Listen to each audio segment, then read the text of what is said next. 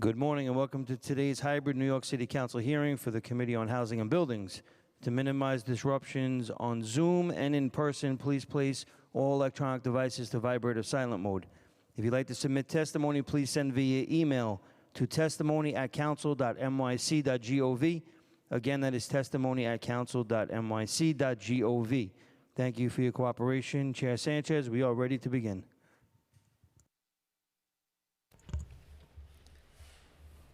Thank you so much, Sergeant. Good morning. I am Councilmember Pierina Sanchez, Chair of the Committee on Housing and Buildings, and I want to thank you all for joining today's oversight hearing to examine the Mayor's recently released housing plan. I would like to thank first my colleagues from the Housing and Buildings Committee for being here this morning, Councilmember Crystal Hudson, Councilmember Ari Kagan, Councilmember Tiffany Caban, and myself. I want to begin, I also want to thank the administration for being here to testify today. I want to begin by acknowledging the enormity of the problem before us. Just last week, council legislation and a mayoral signing extends the city's state of housing emergency and extends rent stabilization in the city of New York. Year after year, the city's affordable housing production has failed to keep up with demand, resulting in a crisis of affordability, but one that has been felt the most acutely by our most vulnerable New Yorkers. As of March of this year, there were over 48,000 individuals sleeping in our shelter system.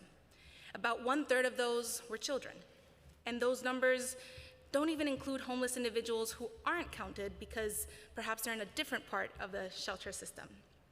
And yet last week, the wholly mayorally appointed Rent Guidelines Board voted to allow rent hikes that many New Yorkers simply will not be able to afford. Black and brown New Yorkers are still suffering from decades-long practices of redlining and predatory practices. Our city's homeowners face escalating property taxes and maintenance costs in the face of a vastly unequal property tax structure. Nycha properties, as we know, are in an unacceptable state of disrepair, and its residents have had little to no recourse for years. As of last month, there are over 200,000 active eviction cases in the city of New York. Big city, big problems. Unfortunately, I could go on. Yet let's be clear, let's not mince words. The acuteness and the unevenness of the affordable housing crisis is one that is also felt in the city, in the state, and in the nation. It has its root causes, that unevenness has its root causes in a deep inequality. A deep inequality that's caused by an ongoing history of predatory greed, blocked access to wealth building opportunities, and particularly for people of color in this country. And so I'm glad to be here today with you all discussing the mayor's vision, the housing blueprint for the next 4 to 8 years. That you are here, Chief Housing Officer Katz, leadership with the administration, Commissioner Carrion, agencies like DHS, DSS, and Nycha, to me and to us demonstrates the mayor's commitments to really tackling this affordability crisis. And the departure in approach for this housing plan compared to predecessor plans, prioritizing people over process, breaking down agency silos, centering homelessness in Nycha, putting people's lived experiences at the center, prioritizing wealth building, equity in procurement for our MWBEs, this is all laudable and appreciated. Tackling any one of the issues even mentioned in the housing plan is a monumental undertaking. Even more so when trying to take them on in this comprehensive way that prioritizes the needs of everyday New Yorkers. It's going to take a lot of work, a lot of collaboration, actionable strategies to take on this crisis. Yet so earlier this month, when the administration announced your final preparations for the housing plan, I was excited and hopeful. Excited at the prospect of partnering with you to best meet the city's housing needs. I've read through the plan, spoke with many at length, and while I appreciate all of the work, and especially that work that included and centered homeless individuals that went into the plan, I and my colleagues are still finding the plan in its present form is frustrating. The collaboration required to truly make a dent in the housing crisis will require a kind of radical transparency. kind of radical transparency that I've heard the mayor commit himself to many times. That is why, even with the administration's new framing on equity, lived experience, and more, I must focus on the need for transparency and accountability. The plan needs to be supplemented, still at this point, with detailed policy solutions and robust funding and numeric targets for those dollar amounts to reach the goal of safely housing New Yorkers. The plan is called a blueprint, yet in some ways, if I handed this blueprint to builders today, architects, engineers, the structure that they would build might fall for lack of detail and specificity. Indeed, the plan is thin on details. The plan notes that the top 2 housing priorities for New Yorkers are affordable housing preservation and building code violation enforcement, yet shares no quantifiable affordable housing production goals. And to be clear, I'm not advocating for the big, shiny production and preservation numbers that have been put out by previous administrations. I support the change in approach away from whole numbers that leave behind so many critical elements. Home closings versus home placements that are more important, for instance, a complete picture of all New Yorkers living in different conditions, and more. Yet I am critiquing the lack of specificity with respect to detailed policy solutions, robust funding targets, numeric goals where appropriate. For instance, the crisis is felt most acutely, as I will say until I'm blue in the face, among lowest income New Yorkers, vulnerable New Yorkers. What goals will the administration strive to achieve to help those individuals? Homeownership is a critical goal. What changes in policies to open door, maybe new programs, community land trusts policy, et cetera? What goals will the administration commit to making when to increase these opportunities? At this stage, the plan shares general statements about zoning and regulatory reform without a lot of details for those reforms. And there's a lot of silence on how to address serious understaffing at HPD's inspection shop still, and project management staff. And there's nothing also on cost estimates for implementing any of this. While I recognize the importance of that flexibility without concrete metrics, how is the City Council and the public supposed to know when the administration is delivering on the commitments? One of the many responsibilities of the City Council is to hold the administration accountable. When the administration makes it impossible for the council to do this job, when it presents us with 94 pages of many goals, it makes this job more difficult. Instead, if the city has programs that work, can we put more resources into them or find a way to make them more robust? Can we evaluate programs that don't work and find a way to eliminate the waste? But finally, I want to recognize that it is early.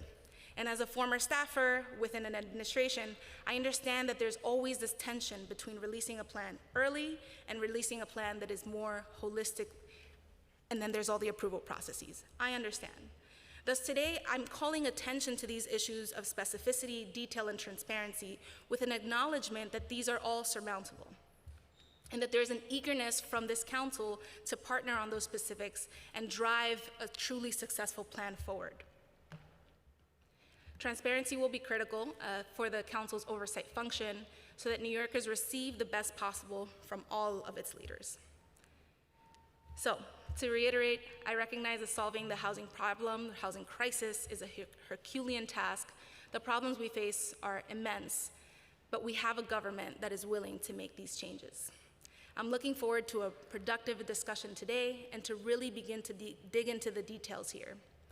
With that, I'd like to acknowledge any additional colleagues that were able to join, Councilmember Aviles, and I'm going to turn it over to our committee, and Councilmember Carr, couldn't see you. And I'm going to turn it over to our committee counsel to administer the oath. Thank you. We will now hear testimony from representatives of the administration. Before we begin, I will administer the affirmation. To all members of the administration who will be offering testimony or will be available for questions, please raise your right hands. And when I call your name, if you're sitting behind the panel, if you could just approach and give your affirmation into the microphone for the record. I will call each of you one by one.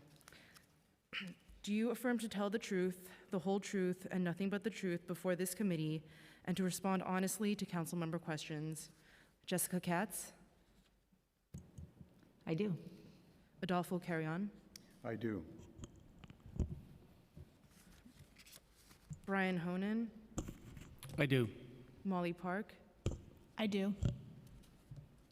Kim Darga,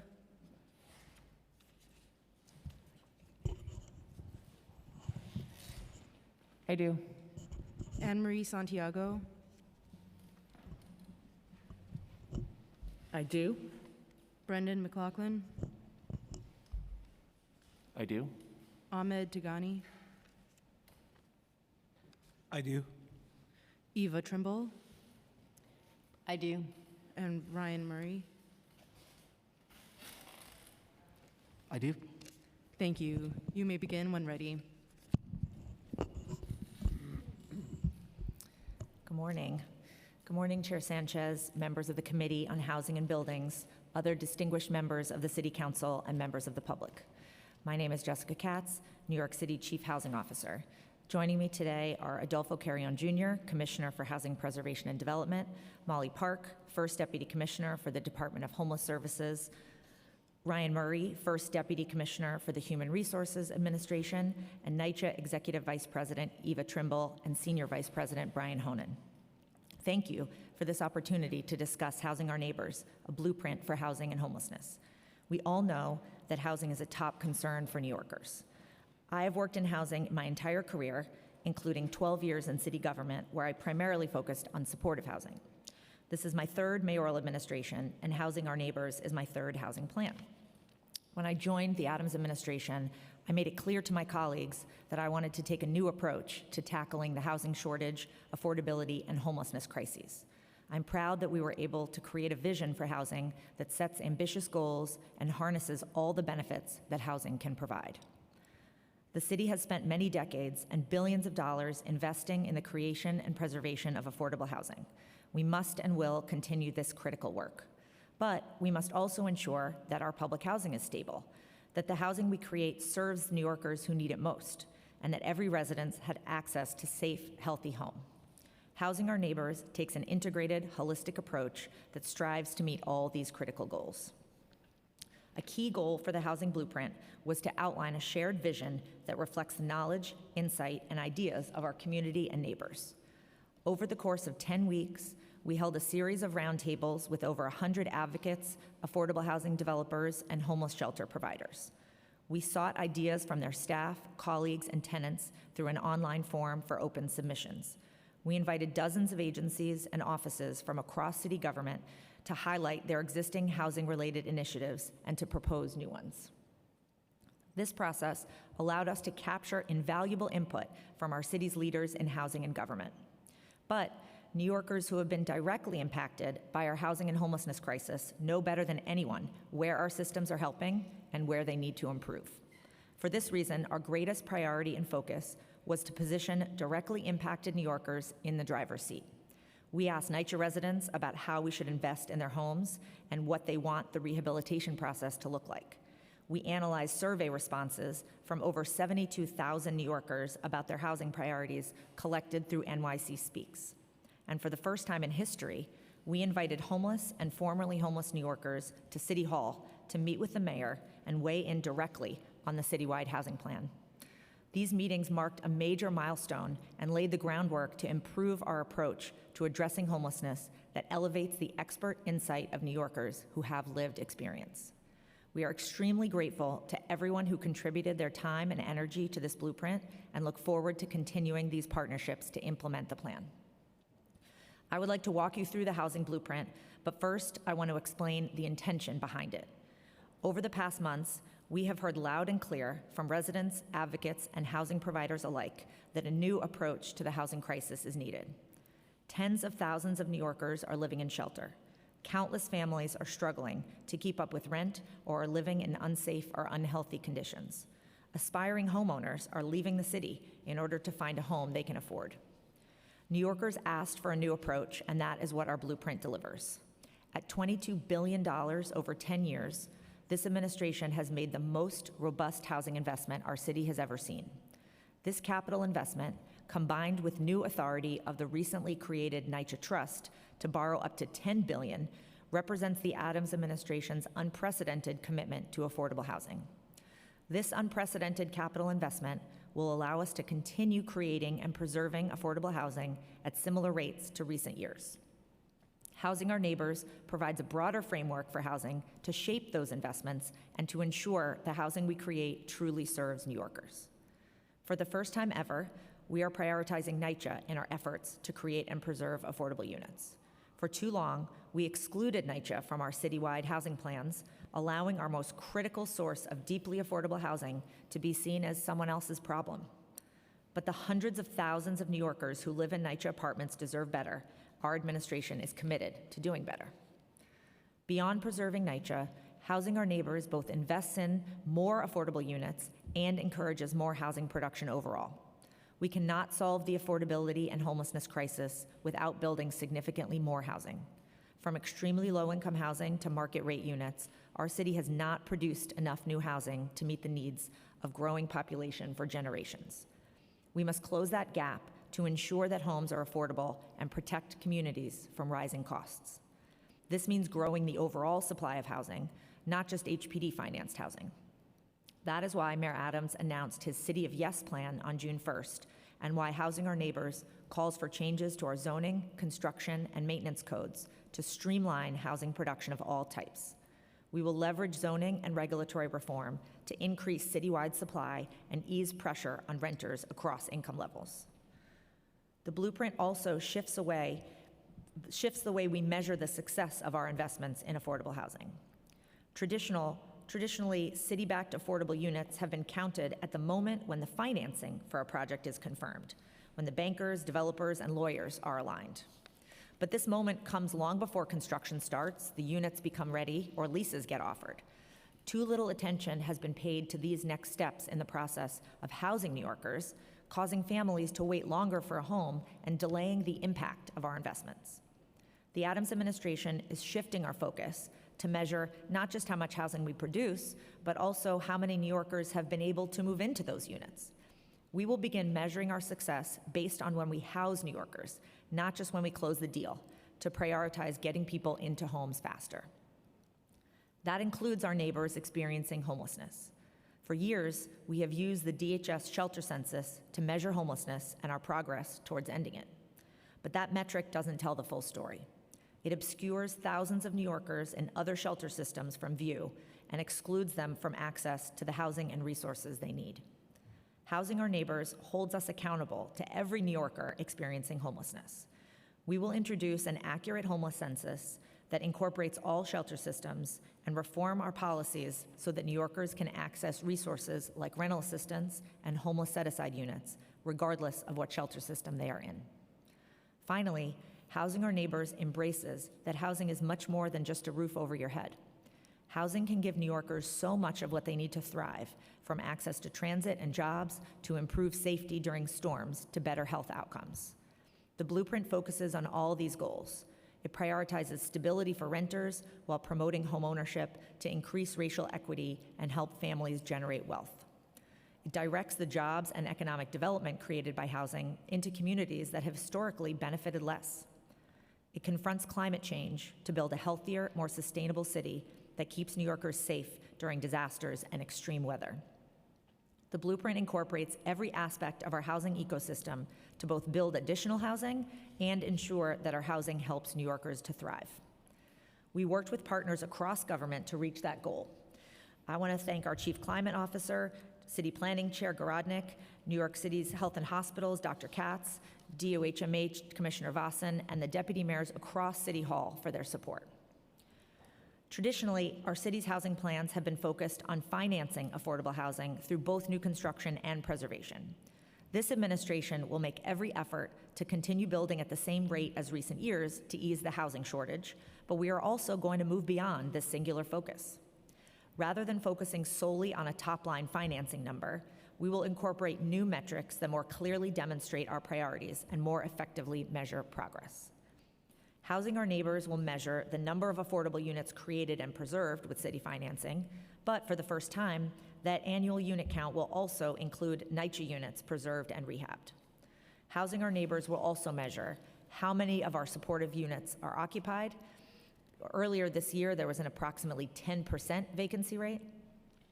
How many new affordable and supportive units we fill, and how long it takes to lease up new affordable and supportive units. I will now walk you through each of the 5 policy chapters in the blueprint and highlight some of the key initiatives described in each. Nycha is the first chapter in Housing Our Neighbors. We are committed to finally making the necessary changes to preserve this vital housing resource for generations to come. The team at Nycha has worked incredibly hard over the last 3 years since the signing of the federal agreement to address physical issues across the portfolio. From lead and mold to broken boilers and elevators, there's a long road ahead to bring our public housing stock up to the standard that New Yorkers deserve. We are advancing many operational changes to improve quality of life for residents in the near term. Traditionally, Nycha operated in an overly centralized manner, which meant that the unique needs of a community, the size and layout of a development, were not considered in day-to-day operations. By rolling out the neighborhood model, we are bringing decision-making power to development staff who know their residents and buildings the best, and shifting authority to the local level so that decisions can be made faster based on neighborhood needs.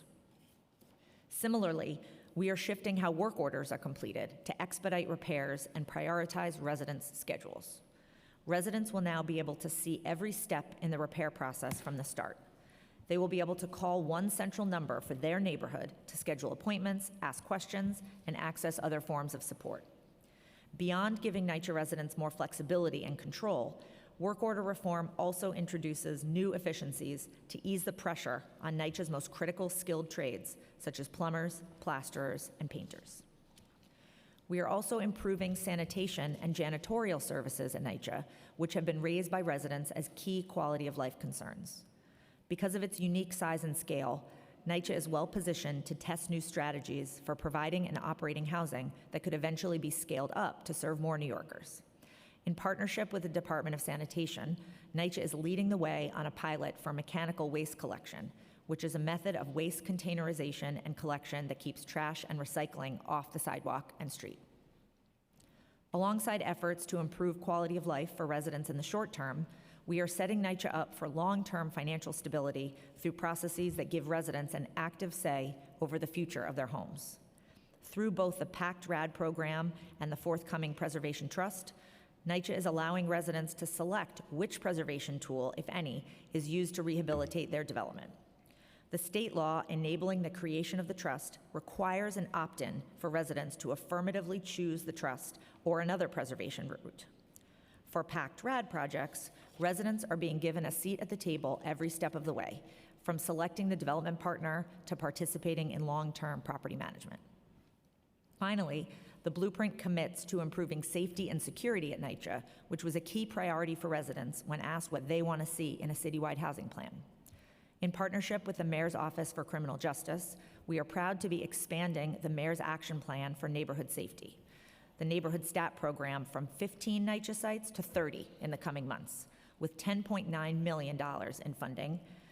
This engages Nycha residents and MAP partners in identifying public safety priorities and implementing solutions, and provides new resources to enhance accountability. Homelessness is a housing issue. Housing Our Neighbors is the first citywide housing plan to truly embrace this and put forward integrated solutions for both housing and homelessness. The blueprint includes a wide range of strategies to break the cycle of housing instability and homelessness, from helping New Yorkers stay housed to reducing the risk of returning to shelter. The first step is to acknowledge the full reality and scope of this crisis. Regardless of whether they are escaping an abusive partner, have had to vacate their home due to a fire, or any number of other circumstances, New Yorkers without permanent stable housing must be acknowledged and given access to the full range of options for housing and support. In the coming weeks, we will be publishing a new daily shelter census that includes New Yorkers in a city-administered shelter systems, and finally holds us accountable to the full scope of need. All too often, New Yorkers are forced to make an impossible choice between staying with an abusive partner or losing their housing. Domestic violence is a leading cause of homelessness in New York City, as too many survivors do not get a chance to heal and get back on their feet. We are committing new funds to expand a program at the Mayor's Office to end domestic and gender-based violence that provides survivors with low-barrier emergency grants to cover rent, moving costs, and other urgent expenses. The program is expected to serve over 700 households per year, with crucial resources to help survivors avoid shelter entry and find a safe new home. We are also launching an effort to prevent housing instability and homelessness among new migrants. Although we pride ourselves on being a microcosm of the world's many communities, according to HUD guidelines, New York City is not an option for newly arriving refugees due to the lack of affordable housing. Undocumented New Yorkers, refugees, and asylum seekers alike face many barriers to housing access related to eligibility, language access needs, and more. In partnership with the Mayor's Office of Immigrant Affairs, we are launching a working group to identify and break down those barriers so that our immigrant communities can thrive. For New Yorkers already living in shelter, Housing Our Neighbors offers new resources and strategies to help households moving into housing faster. Supportive housing is a critical resource for many New Yorkers exiting shelter who need services and support to remain stably housed.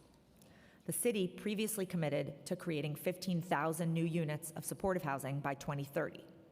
Our administration is accelerating supportive housing production to meet that target by 2028, 2 years earlier than originally planned. At the same time, we have already begun the important work of expanding and streamlining access to supportive housing. These efforts will help New Yorkers who need supportive housing access it faster and ensure that desperately needed supportive units do not sit vacant for protracted periods of time. Housing vouchers offer another important pathway out of shelter, but too often, households with vouchers cannot find an apartment to move into. This is due in part to the lack of low-cost housing options, but also persistent source of income discrimination against voucher holders. This administration has no tolerance for discrimination and is committed to ending this violation. The Mayor's 2023 adopted budget restored funding for lawyers at the New York City Commission on Human Rights to investigate and litigate against discriminating landlords. Housing Our Neighbors commits additional funding to combat source of income discrimination through proactive testing, enforcement, litigation, and more. This will be a coordinated effort across agencies and City Hall that brings in expert nonprofit partners to ramp up capacity and broaden our reach. Overall, the blueprint commits $35 million to support tenant rights and protections so that New Yorkers can become and remain stably housed. These funds will support efforts ranging from source of income discrimination to enforcement against tenant harassment to support for at-risk tenants. This plan also commits $25 million to homelessness prevention services and stabilization services for formerly homeless households. Finally, the blueprint provides a wider range of shelter and service options and commits new resources to improve quality of life in shelter.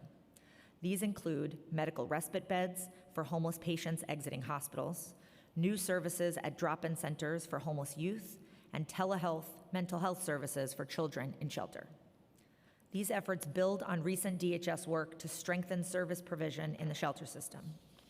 Housing Our Neighbors commits $5 million to create a new pre-development shelter and acquisition fund, which will help nonprofit shelter providers develop their own facilities and increase capacity so that aging, lower quality shelters can close. The third chapter of Housing Our Neighbors is focused on creating and preserving affordable housing. This has been the heart and primary strategy of housing plans from past administrations, and it is a goal that we must continue to advance in the years ahead. With $22 billion committed over the next 10 years, we have the largest capital plan for housing that the city has ever seen. The Adams administration is committed to building new affordable housing and preserving existing affordable homes.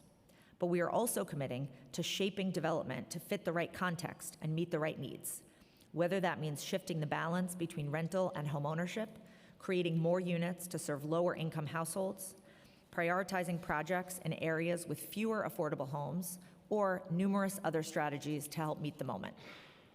Housing Our Neighbors aims to serve New Yorkers' diverse household needs by creating more flexibility for housing sizes and types. We will continue to advocate for state legislation that provides the relief we need to provide New Yorkers in basement apartments. People are living in basements whether we like it or not, and we cannot ensure that the units are healthy and safe without a pathway to legalization. We will also eliminate barriers to the creation of small units, convert underutilized hotels to supportive and affordable housing, and advance other innovative strategies to meet diverse household needs. Every neighborhood must be held accountable for meeting the need for new housing supply.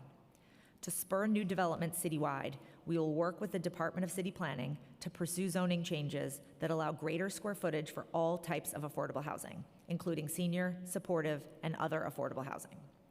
This is a key part of the Mayor's City of Yes plan and is aligned with other strategies to help the city thrive post-pandemic.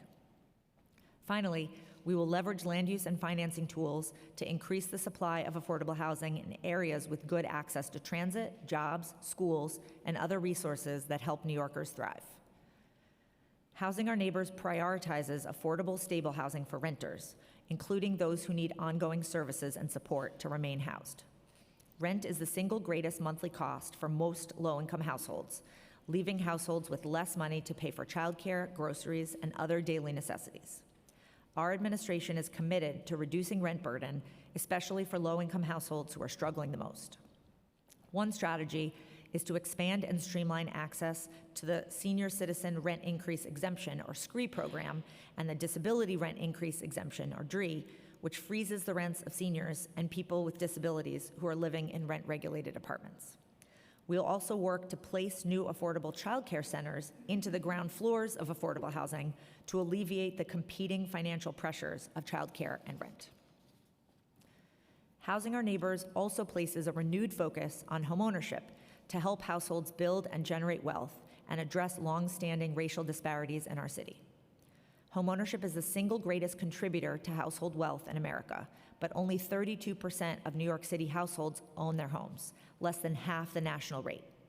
The cost of purchasing and maintaining a home have soared, putting homeownership further out of reach for renters and threatening the stability of low-income owners. We must provide the help that both aspiring and existing homeowners need. Housing Our Neighbors commits $44 million in new funds for critical homeownership programs to help reach that goal. To increase access to homeownership, we are significantly expanding HPD's Home First program, which helps low and moderate income households buy their first home. With new resources committed, the program will provide up to $100,000 in down payment assistance to an estimated 300 households each year. We are also shifting capital resources to support the construction of more affordable homes for low and middle income first-time homebuyers. It is equally important to ensure that low and moderate income homeowners can stay in and maintain their homes, especially now as inflation and rising maintenance costs are compounding the economic impacts of COVID-19. We are launching 2 new programs to support homeowners with a multitude of resources. Building on the successful Home Fix pilot, we are launching a permanent version of the program called Home Fix 2.0. The program will provide homeowners who cannot access traditional loans with financial assistance and technical support to make repairs and renovation, sustainability and resiliency upgrades, and accessibility improvements for seniors aging in place. We will also launch a citywide homeowner help desk to support homeowners who are at risk of displacement from foreclosure, scams, tax liens, rising costs, or lack of estate planning. The help desk will provide over 1,000 homeowners each year with financial, housing, and legal counseling and connections to additional services and support.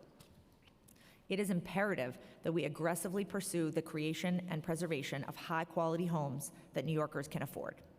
Beyond these items that I've highlighted today, we have an extensive list of other programs and initiatives that will help New Yorkers in the years ahead.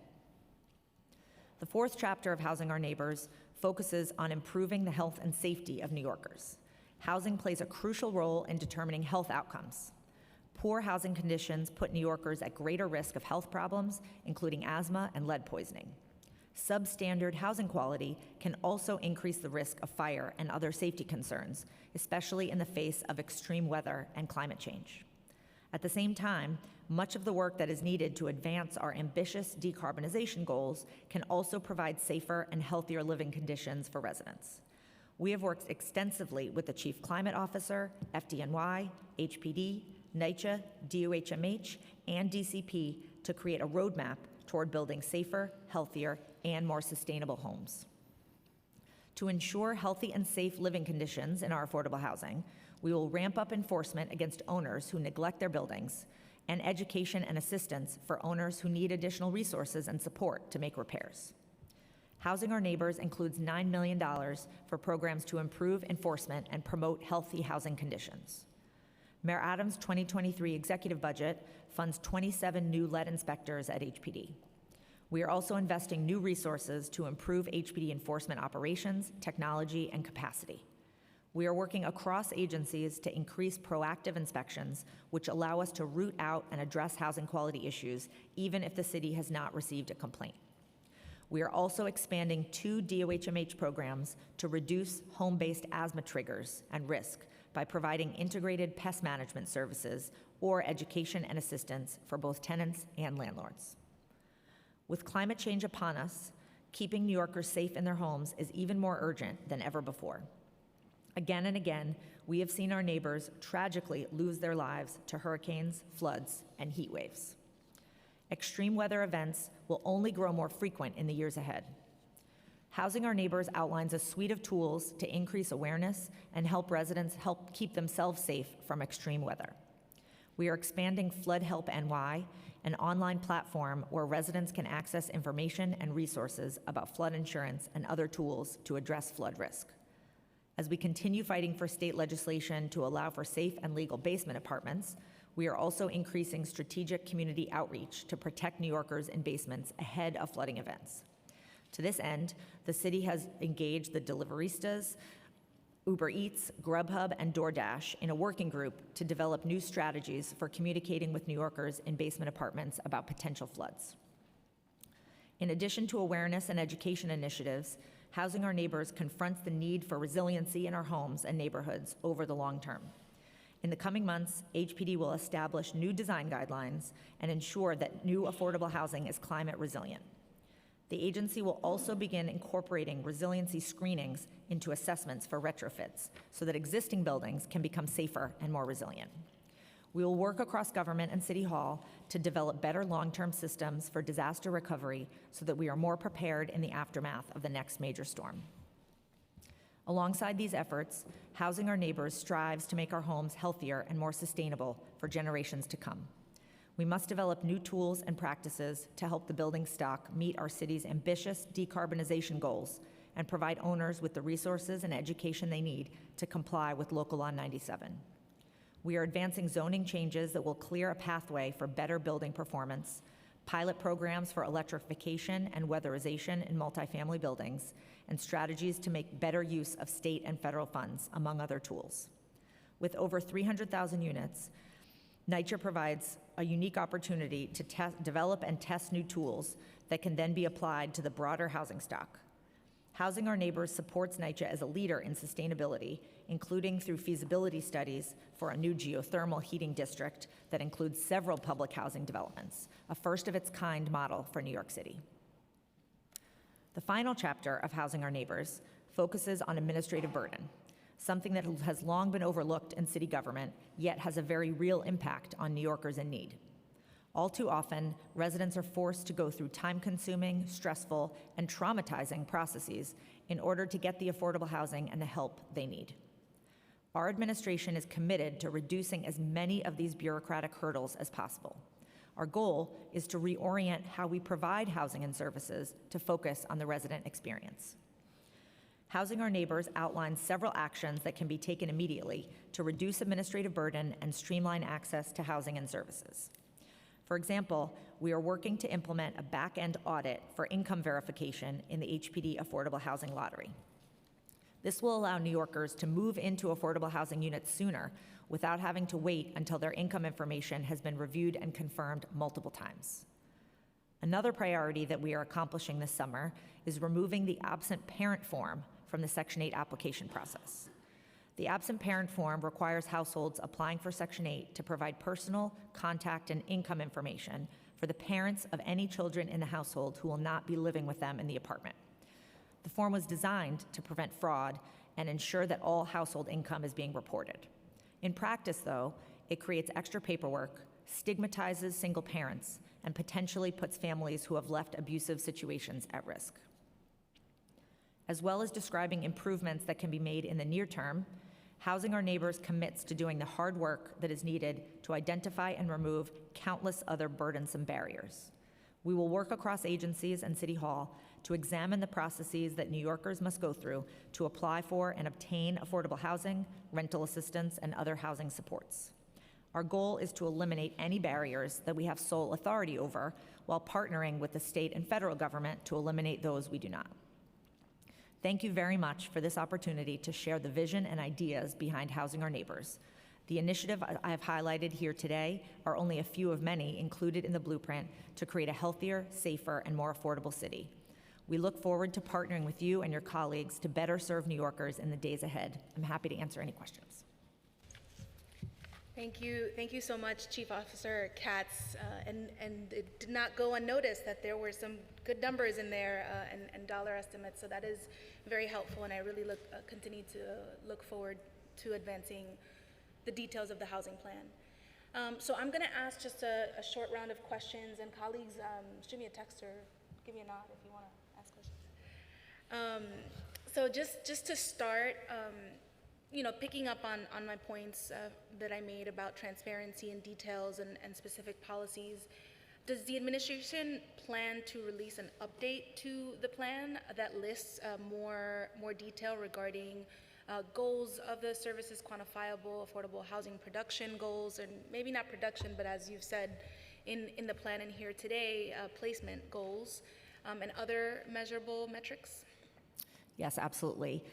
Thank you for that question. We are absolutely going to provide regular updates as to our progress under the plan, and as we incorporate new metrics and develop the data systems in order to collect that data, we will be updating the council and the public regularly. Great. And there is mention of over a dozen agencies that were involved in the creation of the plan. So can you talk to us about how you will internally be monitoring progress being made under the plan? Sure. So for the first time ever, there's a position in City Hall that's exclusively focused on housing, which is me.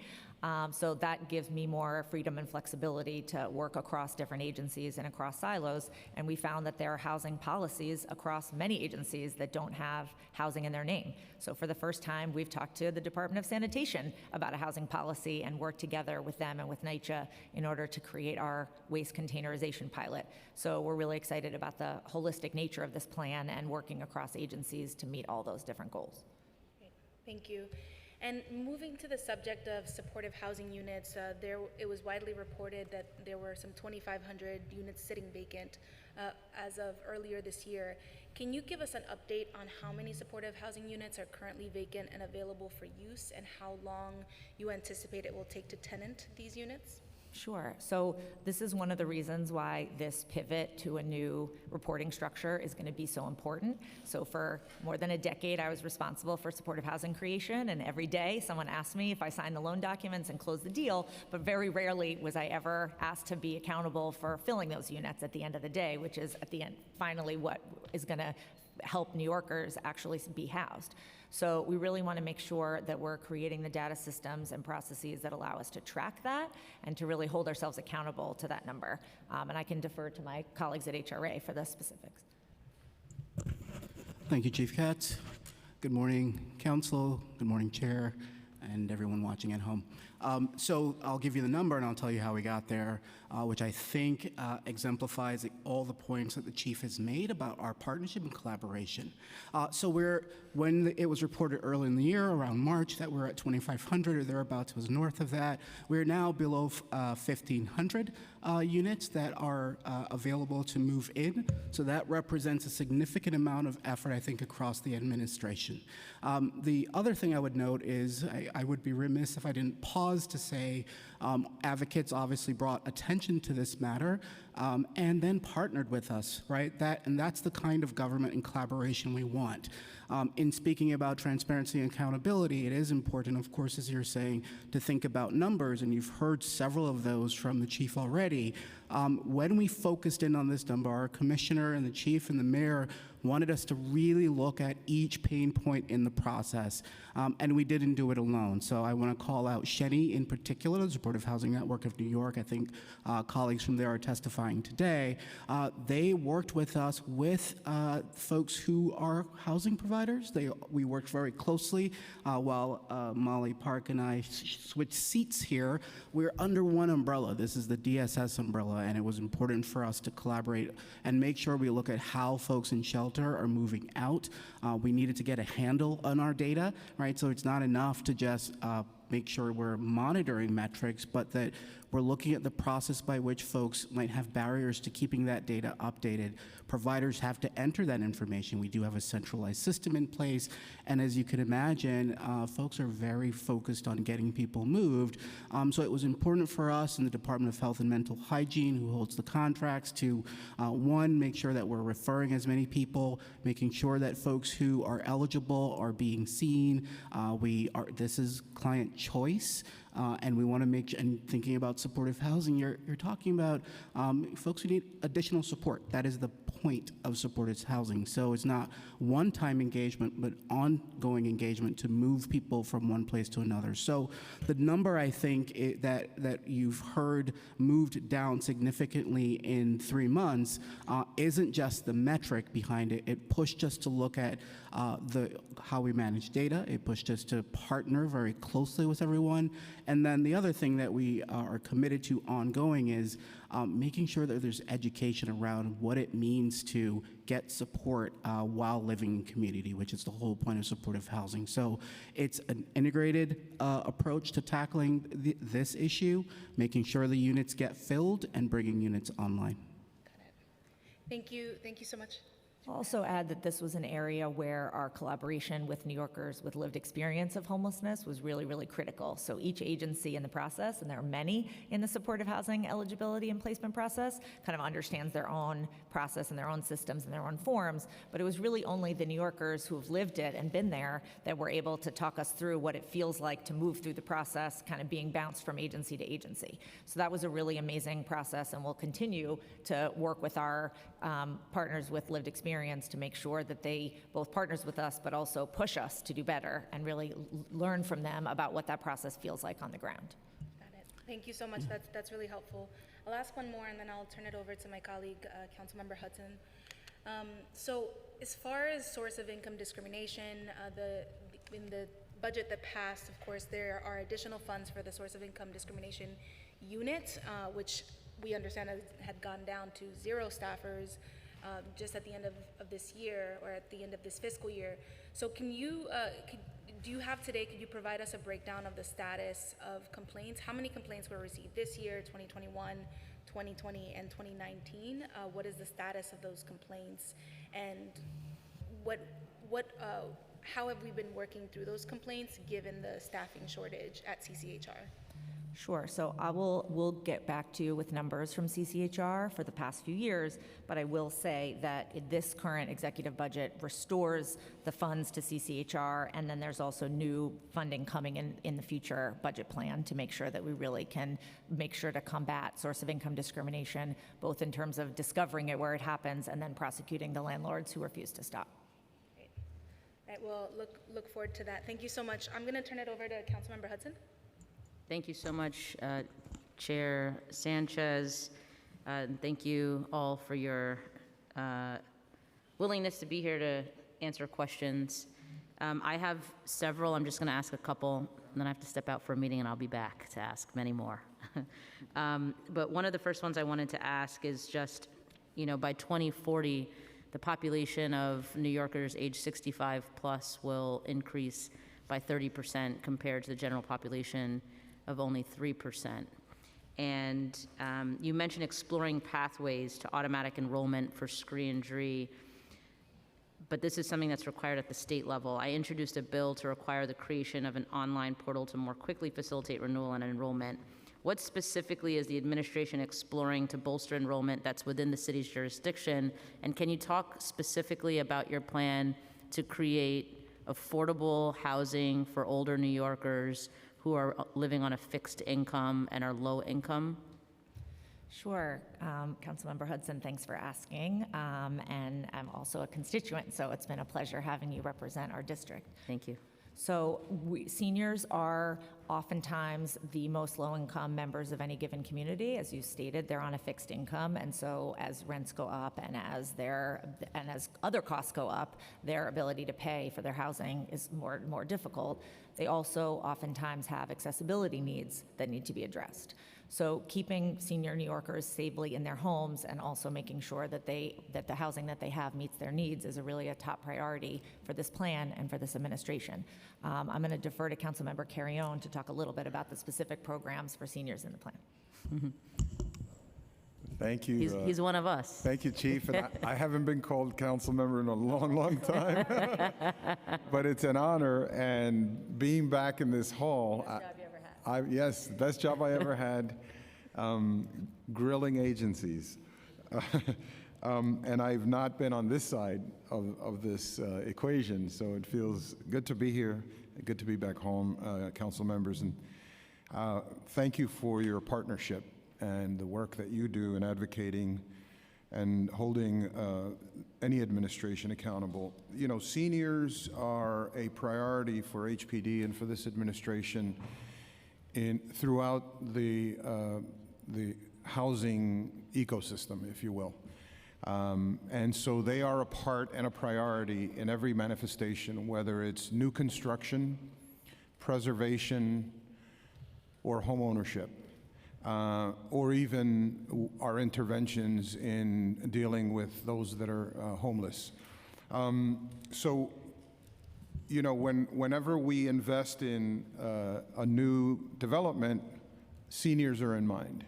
Whenever we preserve a housing unit, and we have programs for new construction for seniors, whenever we preserve, we have the opportunity to keep housing affordable for seniors, to keep it safe, to provide additional funding to outfit their housing units, to ensure that their bathrooms are safe, their kitchens are safe, that the building systems work for them, both the in-unit and the common areas. The HPD has programs to support that.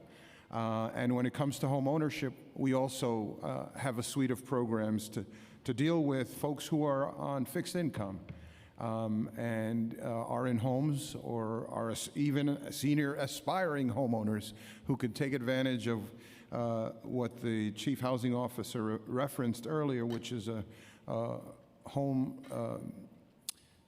mortgage down payment assistance program. But in that regard, as we address seniors, we have you're all familiar with the Senior Affordable Rental Apartments Program, otherwise known as SARA, and this is for older adults, I like to call them, that are older than 62 years old and are on low incomes. Here in these projects, and many of you are familiar with the SARA deals, and you try to get them into your districts because they address a growing need. We're also partnering with Nycha, and Nycha is making available land on their sites, on their campuses, and over 500 homes are now under construction or in the planning phases for seniors on Nycha land, and that's going to continue. We support our seniors through our preservation work. We have 170 buildings that were created through the HUD Section 202 program with 14,000 apartments, and we are giving them special attention to ensure that we preserve them going into the future. We help seniors age in place. Is that like a time bell for me? Well, it's more so for me, but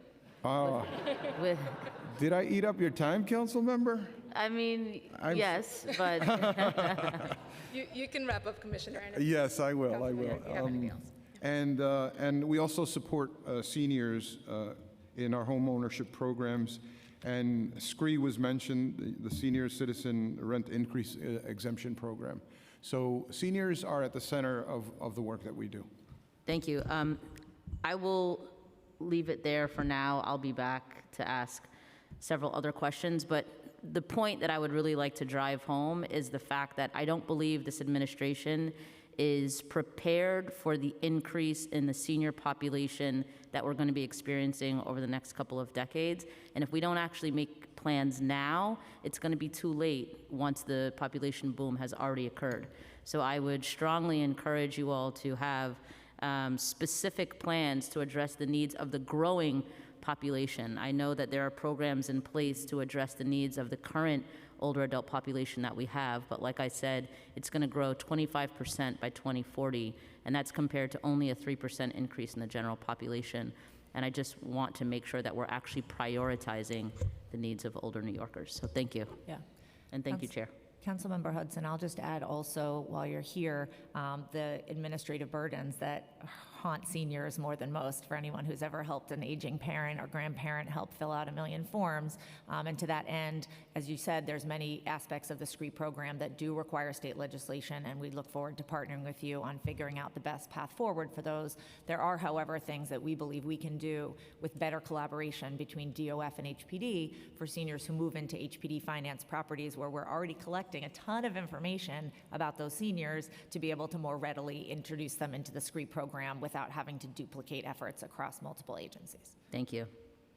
Great, thank you Chair, so much, Councilmember Hudson. Chair, let me just add that we have $761 million dedicated to SARA projects already in our budget. So just in terms of numbers and forecasting the need.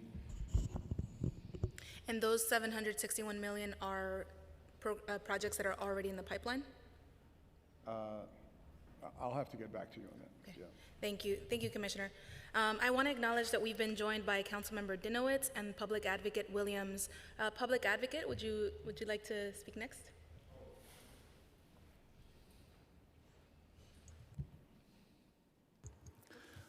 Oh, sorry. Thank you, Madam Chair. More of a statement, if that's okay. Thank you so much. As mentioned, my name is Jamani Williams, a public advocate of the City of New York. Thank you, Chair, and members of the Committee on Housing and Buildings for holding this hearing, allowing me the opportunity to provide testimony. Thank you to the administration. After reviewing housing, neighbors' blueprint on housing and homelessness, our office has concluded that the blueprint puts together in one place all that we already know, but unfortunately does not include the specifics of what we need to know and analysis of why certain affordable housing programs are not delivering what we need when we need it and not in the numbers that we need it in New York City. My office, by the way, is still awaiting a briefing on the blueprint. Hopefully we get that soon. I'm thankful the Council is holding this hearing and hope it will illuminate many unanswered questions.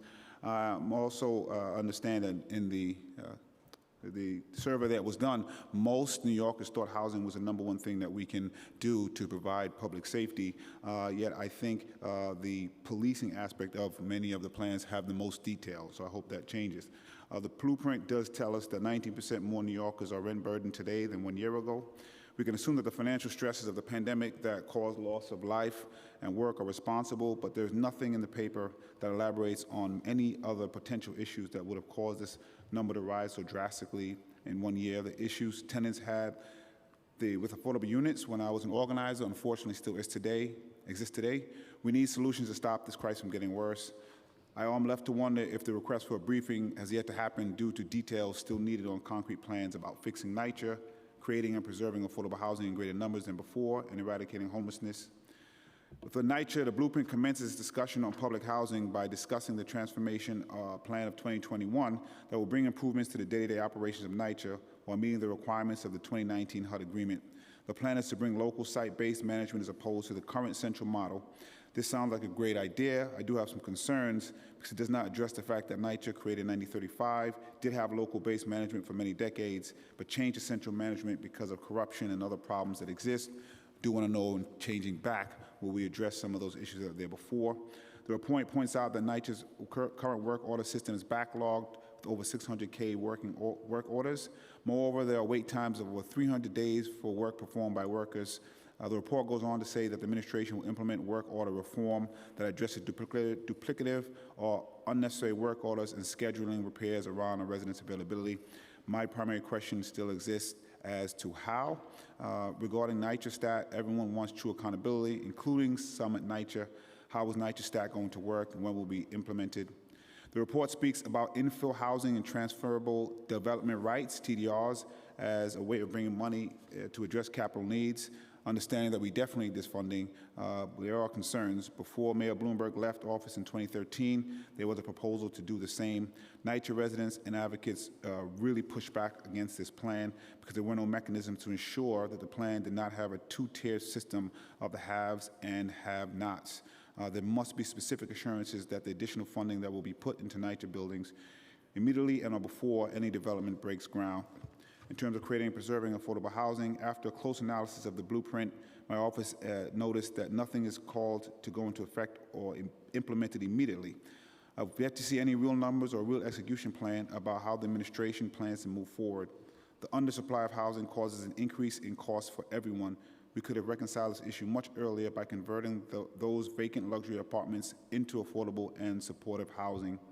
I'd like to know from the administration if this would apply, if some of the discussions would apply to 421A exemption apartments, since it was not directly mentioned. City continues to lose millions of dollars each year from vacant 421A apartment exemptions that are either taking too long to finish construction or just left unoccupied. I support pathways to bring basement apartments into safe and legal use. Since it is mentioned that the city will pursue a package of zoning and regulatory changes to encourage a wider range of unit sizes, I hope we can have the administration's support on our reso to do the same.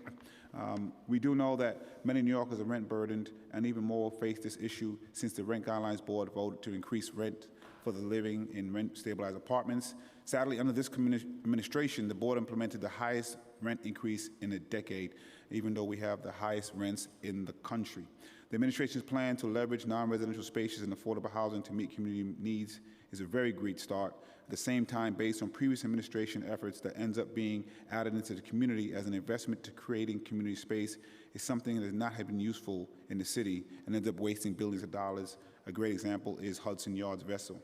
Child care was highlighted in this section as well, where the administration will spearhead 2 new tax incentives. Additionally, property owners who pay for construction with creation of new seats for child care are eligible for tax exemption, which can cause potential loopholes like the 421A exemption.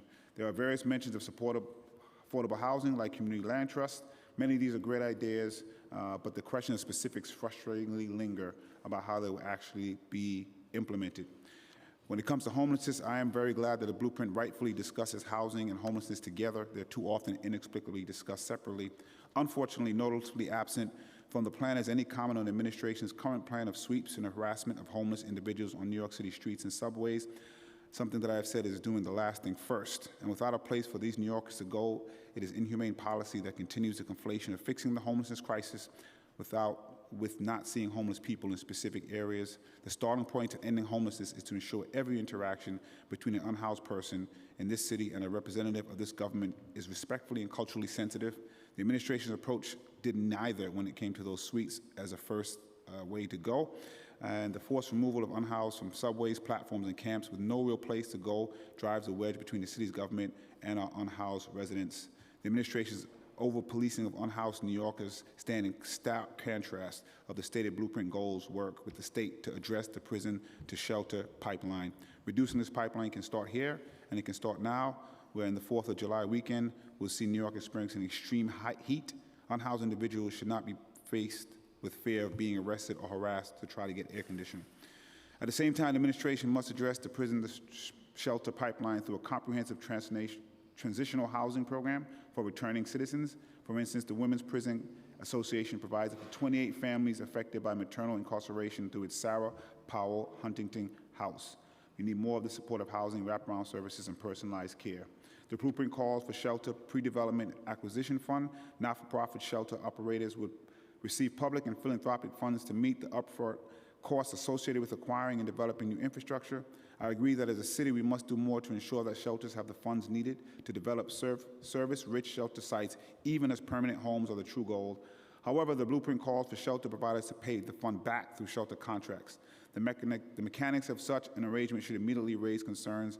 The only true return on investment for shelter service is the well-being of our current and future unhoused population. The housing crisis is happening right now, and New York City currently is the most expensive place to live, with hundreds of thousands facing eviction or currently homeless. At the same time, the administration's blueprint does not provide information on widely reported policies. For instance, there is no update on the use of hotels for temporary shelters. It does not seek to provide guidance on ensuring shelter stability while unhoused individuals utilize services to move into transitional, supportive, or permanent housing. Those who utilize our shelter system deserve assurances that their care and safety is consistent and predictable. The administration correctly noted on increased need to combat tenant harassment. Expanding the partners in preservation pilot is a good step. I'm glad the Mayor's Public Engagement Unit will be enhancing PIP's visibility alongside a growing campaign from Right to Counsel. At the same time, without resources is a toothless right. The Legal Aid Society, Bronx Defenders, and Neighborhood Defender Services of Harlem are struggling to staff their organizations as their services are stretched thin. The Office of Court Administration has rejected a call for eviction cases to be slowed until counselors are made available to tenants in housing courts. The administration must do more to ensure right to counsel. I am glad to see the blueprint includes expanding a pilot program of Public Advocate, NDBV. I'm so Oh, sorry. sorry. Yeah. We can- I'll end it now. I am proud as co-sponsor of many of these intros because their low barrier grants are proven measures to restore the dignity, safety, and stability for service of violence. And hope for passages like intro 153. I was waiting for the beep, so I didn't know it wasn't on, but my apologies. But thank you for the time. I really appreciate it. No, thank you so much, Public Advocate, for being here and for those detailed remarks. I think they will be very helpful. Thank you. I next want to call on Councilmember Carr. Thank you, Chair Sanchez. Good morning, everyone. So, I represent a community that I think, according to the latest surveys, is about 2/3 of families or households are owner occupants of their households, or of their properties, rather. And so affordability means to them, access to financing for home purchases, but also in the long run, their tax levels.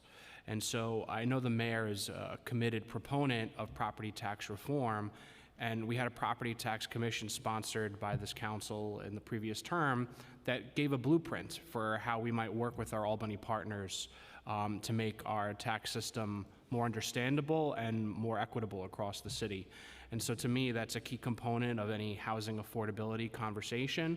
Unfortunately, Albany didn't take up that report this year, and so I'm just wondering if you could talk about, what you're going to be doing as we approach the new session in January, working with our legislative leaders to make sure that is on the agenda. Sure. Thank you so much, Council Member. So especially for communities like yours that do have a preponderance of homeowners, we really wanted to make sure that there was a strong emphasis on homeownership in this plan. So we have a variety of different tools to help existing homeowners and to help new New Yorkers become homeowners as well. One of the things we hear routinely from homeowners is how complex our permitting and land use processes are to make sure that they can't, if they want to make a repair, if they want to make a change, those are incredibly difficult. So we're really focusing on the administrative burdens of some of our processes and working in collaboration with our Chief Efficiency Officer on a process to really streamline all those processes that have been driving New Yorkers crazy for so many years. So we really appreciate your input on that. As to property tax reform, there is meant to be a commission over the summer with Albany. I'm going to sit on that commission, and we hopefully will take some of those challenges on head on. Okay, I appreciate that. And so in terms of the financing component, you mentioned in your testimony a line item for helping with down payments. Can you get a little bit more into detail about what that is? I think that was like $100,000 for a prospective 300 families citywide. What's the cutoffs for that in terms of eligibility, and are you looking to maybe expand that when we talk about the FY24 budget? Sure, we're going to be taking a look at the term sheet and the eligibility criteria for all of those homeownership assistance programs. We really want to make sure that they capture as many of the New Yorkers who need them. And again, just to summarize our homeownership strategy, we're creating programs that create down payment assistance, home repair for existing homeowners, and then also to create new homeownership projects in the past. So the hope is to drastically expand those programs so that we can get more homeowners and really have more New Yorkers benefit from that wealth creation that homeownership can provide. If I may, another aspect of this is ensuring that homeowners have access to help, right? And so we're expanding the homeownership help desk, advancing that program. I think we're dedicating about $44 million to the suite of programs that deal with homeowners and small building owners. So We also lend to homeowners to fix their homes. And a lot of homeowners in New York City are older adults who need help and are on fixed incomes, even on Staten Island. And so I think that's an important aspect of this initiative. No, I appreciate that, especially, you mentioned older adults. My district is always rated in top 5 in terms of the aging population. I'm coming to the end, so I'll just ask my last question, which is, again, related to this financing issue. What I hear from folks of my generation and those in that ballpark who are now first-time home buyers, what previously had been a very affordable market for housing on Staten Island is increasingly getting unaffordable. Some of that's because of appreciation of home values, but some of it's also because home construction, as you referenced, is getting more expensive. And a lot of that is due to burdens placed on construction, particularly stormwater runoff requirements with MS4 permitting that the city just entered into at the beginning of the year. And these are increasing costs that are being passed on to prospective home buyers. So as we're considering eligibility for some of these assistance programs for home buyers, down payment, subsidies, and the like, I think we really have to look at the eligibility requirements to make sure that my constituents are kind of in the game for that kind of a program. Yeah, I think it's important to mention that traditionally HPD focuses on as many of the lowest income New Yorkers as we possibly can, but then when you get into the homeownership space, the cost of homeownership have risen so much that even New Yorkers who make a little bit more money than the lowest income New Yorkers also are going to need that support. So we definitely want to try to provide that. For sure, particularly, again, as my point is, a lot of that increase in costs is because of government and not necessarily just market forces. But I appreciate your comments, and I thank you, the chair, for my time. Thank you so much, Council Member, and I just want to underscore the importance of these homeownership programs and supports.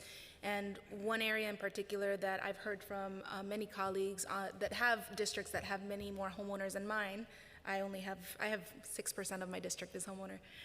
But I've heard a lot about requests for other supports, right? So supports with dealing with the Department of Sanitation, with the Environmental Control Board and things like that, so it'd be helpful to hear about that.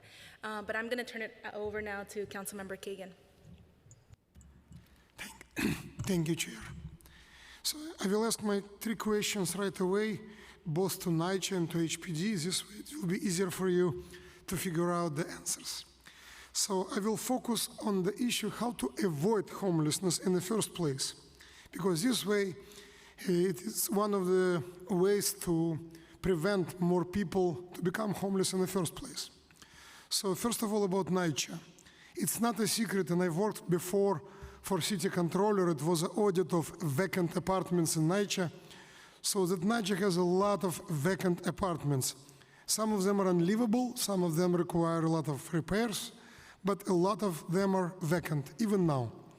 So what should be done to prevent this situation when we have like 270,000 people on waiting list for Nycha, and we have vacant apartments?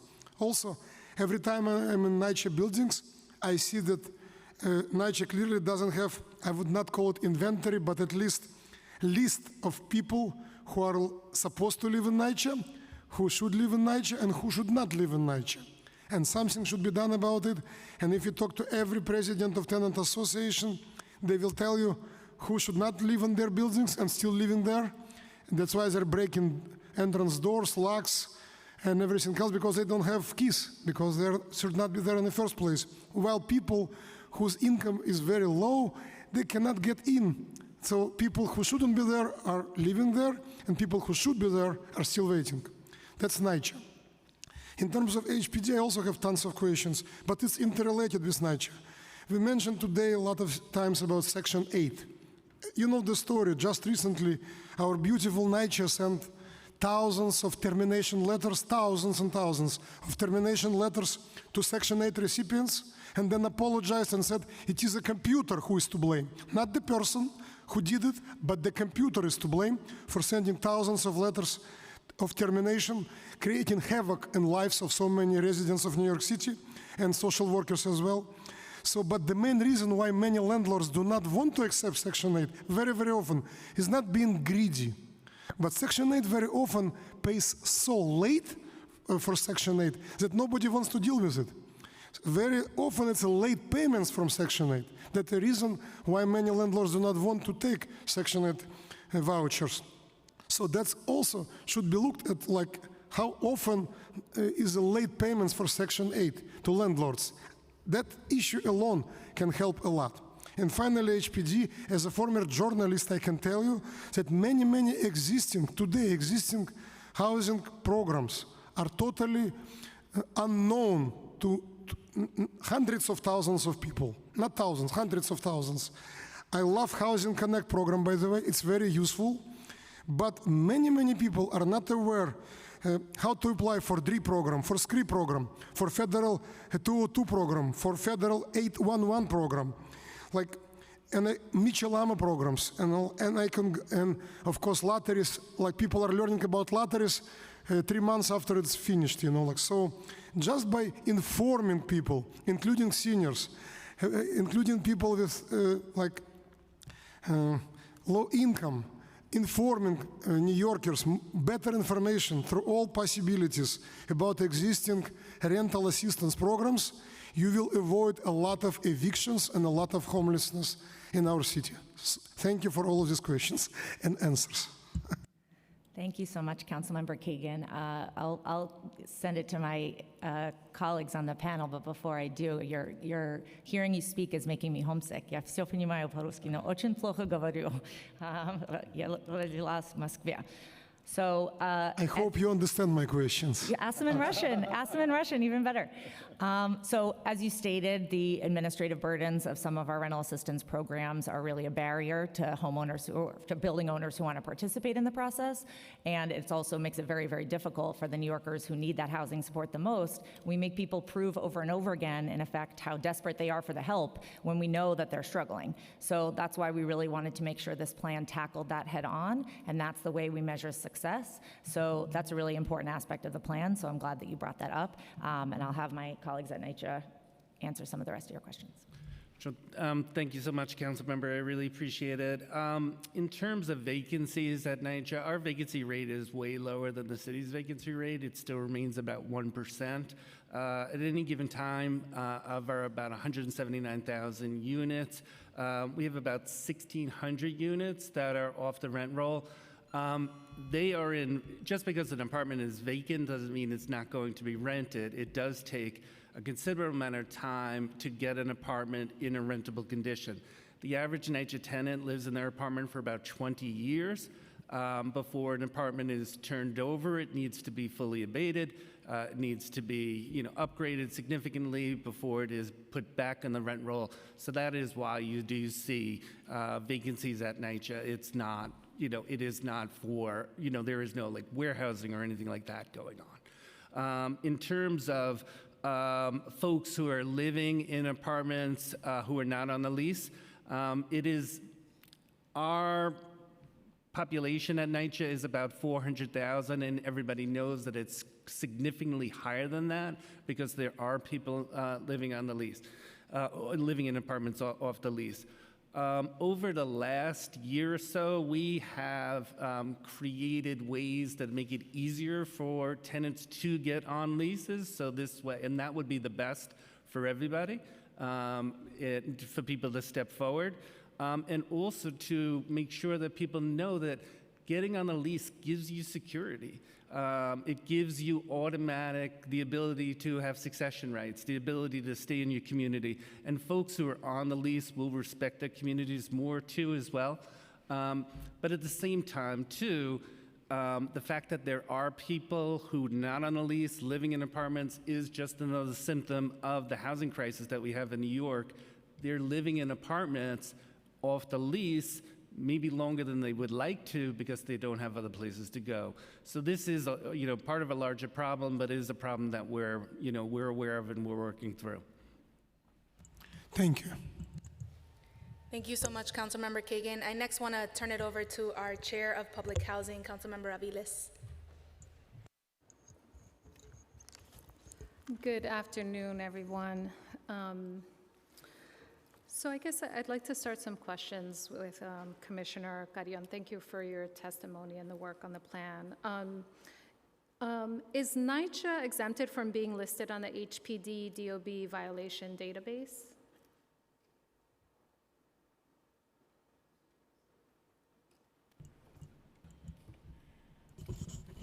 Can you repeat that question, just so I make sure I give it to the right person? Is Nycha exempted from being listed on the HPD DOB violations database? I'm not sure. Maybe Anne Marie Santiago. Councilmember, I can answer this. The answer is no. Code violations are listed on both DOB and HPD's waiting list. You wouldn't search by development, you search by address. Recently, there was a bill passed in Albany by your assemblyman member, and which now we will also list it on our website too, so it'll be easier for Nycha residents to be able to search for their development to see the code violations, both HPD and DOB. Great, and as you know, Commissioner Carrion, you've heard a backlog of work orders of 633,000 with over 300 days of backlog. Are you aware that the only way for a Nycha resident to get an HPD inspection is through doing an HP action in court?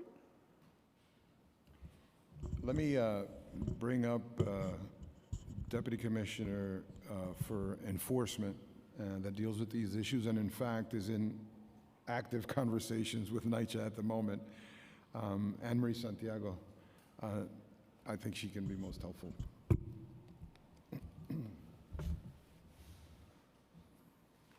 I hope my time is. Good morning, good afternoon, everyone. Thank you for your question. So that's correct. HPD inspection resources are focused on privately owned housing. We generally do not do inspections at Nycha facilities. If you call 311 to file a complaint, your complaint will go to the Nycha Center because they're better resourced and they have the staff who will go out, identify what the problem is, and follow up with the repairs. If a tenant does file a complaint in housing court, HPD does respond, but we only return those violations to the housing court.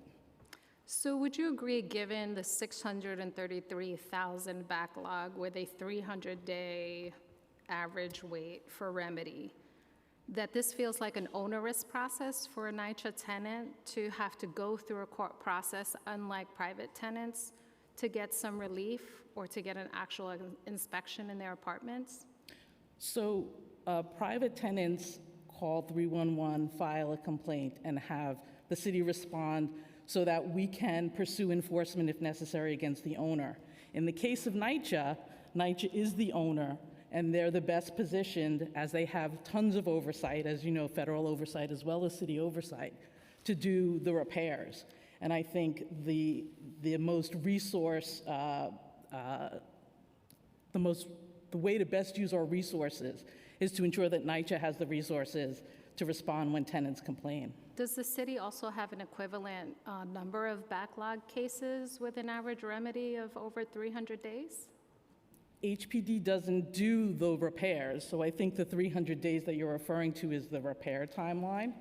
I'm not sure what the Nycha number represents. Great. Let me just quickly read some testimony that I think would be helpful. At the Red Hook Community Justice Center, Nycha tenants have filed this year alone 54 HP actions that has resulted in HPD citing Nycha with an alarming 401 violations of the Housing Maintenance Code. Notably, HPD code enforcement inspectors have discovered 46 immediately hazardous Class C violations at the Red Hook houses, as well as home health related hazards, including 44 violations related to water leaks within the walls, ceilings, 28 violations on mold, 164 violations on peeling paint and plaster.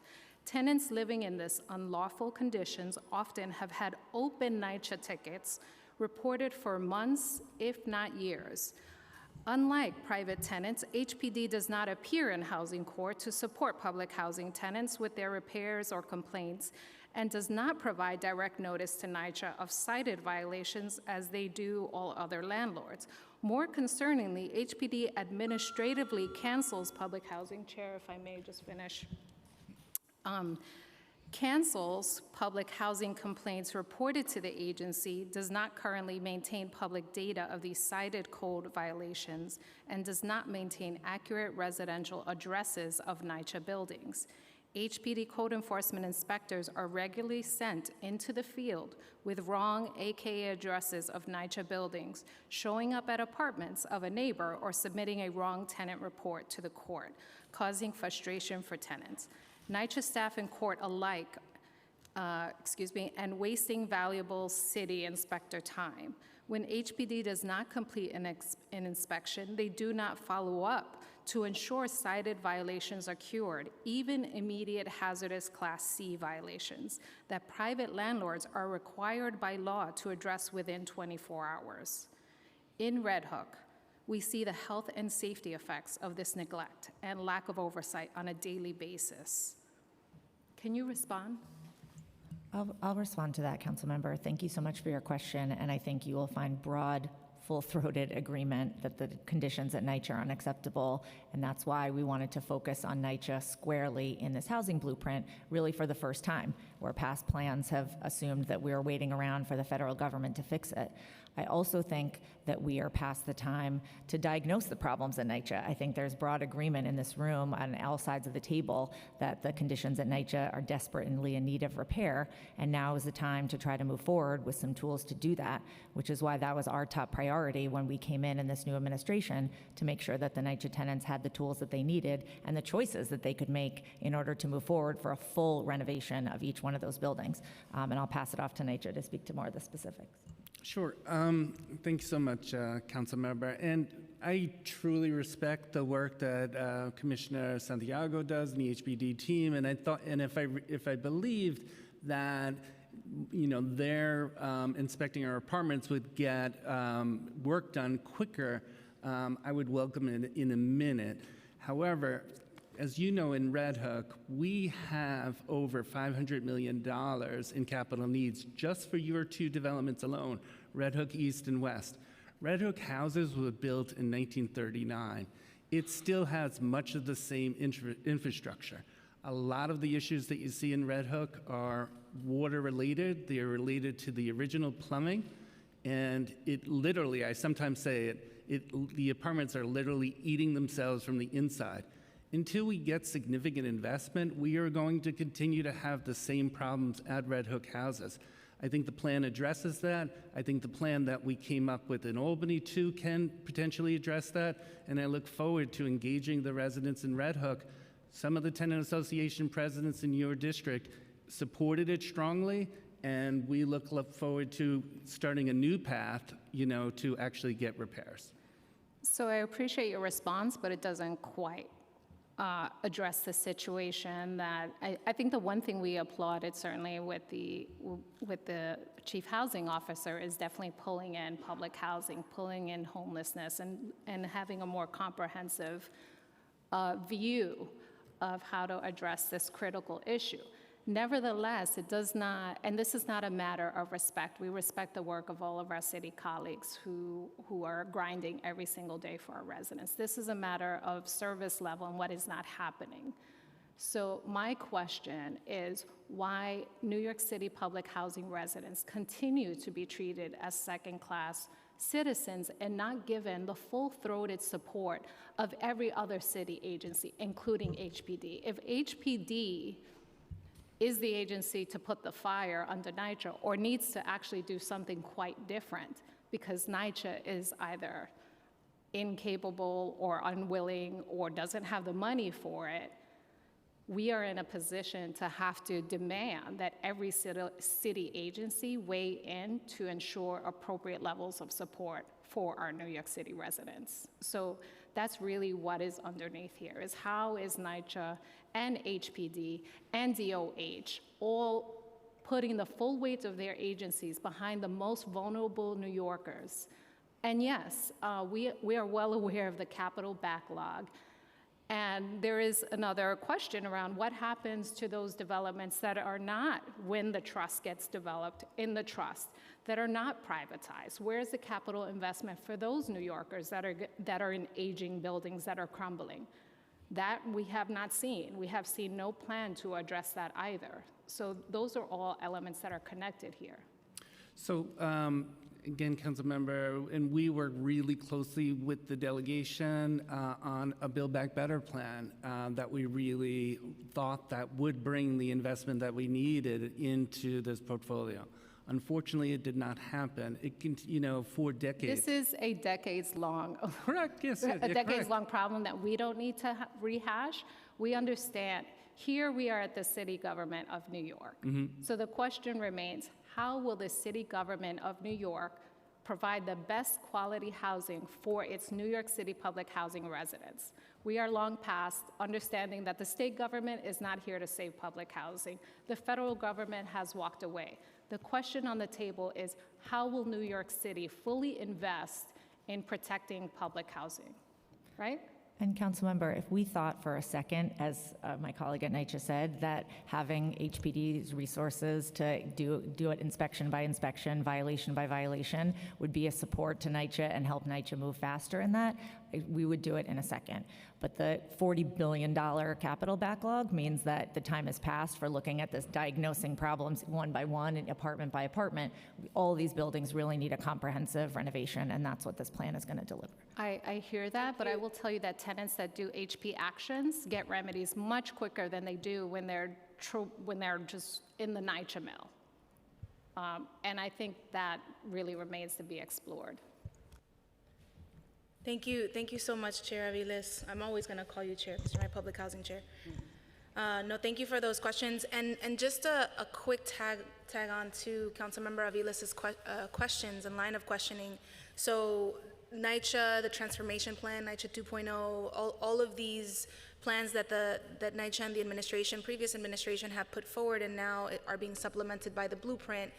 What is the number of units that are not addressed by either the PACT RAD pipeline or the trust or et cetera? Sure. So our portfolio has 179,000 units. The plan is to address 62,000 units using RAD or PACT. The legislation that we got passed in Albany allows for 25,000 units. That we can always go back to Albany and expand on that, and that is our plan to do in the future. So we have a lot to prove over the next few years to show New Yorkers, to show Nycha residents, to show legislators that this is a successful model, and we will be going back to Albany to actually expand. The plan is for every unit to have investment and to have investment that comprehensively modernizes their development. So 94,000 units are not addressed by the current pipeline and not immediately, availability correct. of That's correct. Transfer. Okay, thank you so much, Nycha. Thank you so much, Chair Aviles. I'm next going to turn it over to Councilmember Dinowitz, and then I have a billion questions for you all, but I wanted to be respectful of my colleagues who came to the hearing early, and so we'll continue from there. But Councilmember Dinowitz. I'm looking forward to your billion questions. I have 4. The first, and I know we've discussed this privately, but Chief Katz, is that your title, Chief? All right, Chief Katz. As on page 67, it talks about you're going to partner with HPD, Department of Finance, a Mayor Community Affairs Unit, and people with disabilities to ensure more eligible individuals benefit from SCREE. I think, for example, of Mitchell-Lama housing and city-run Mitchell-Lama sites where residents are already declaring their income and their age on the form. So is part of the plan going to be for the Department of Finance to pre-fill out an application and send it back to the resident? So is that going to be one of the plans? So we're working on the specific process of how that's going to work, but as you stated, many tenants in HPD finance and state finance properties already declare their income, their age, their identifying information over and over to the city agencies. So we want to make sure that we're utilizing that and reducing the administrative burdens, particularly on seniors and people with disabilities who may be least well suited to fill out this mountain of paperwork, particularly where there's another agency that already has that information. Right. I mean, we want the same thing. I just try to be very clear. Will seniors automatically be enrolled in these programs if they're declaring their income on another form for another agency? Is it going to be automatic? What's going to, like, what's the plan? Because we all want housing affordability. So what's actually going to happen? So as you pointed out, and the subtext here is that there's so many seniors who SCREE can freeze their rent going forward, but there's a limit to which how far back they can go. And too many times people apply for SCREE only when it's far too late and their rent burden is already overwhelming, and then we can freeze their rent in place, but that doesn't necessarily guarantee affordability.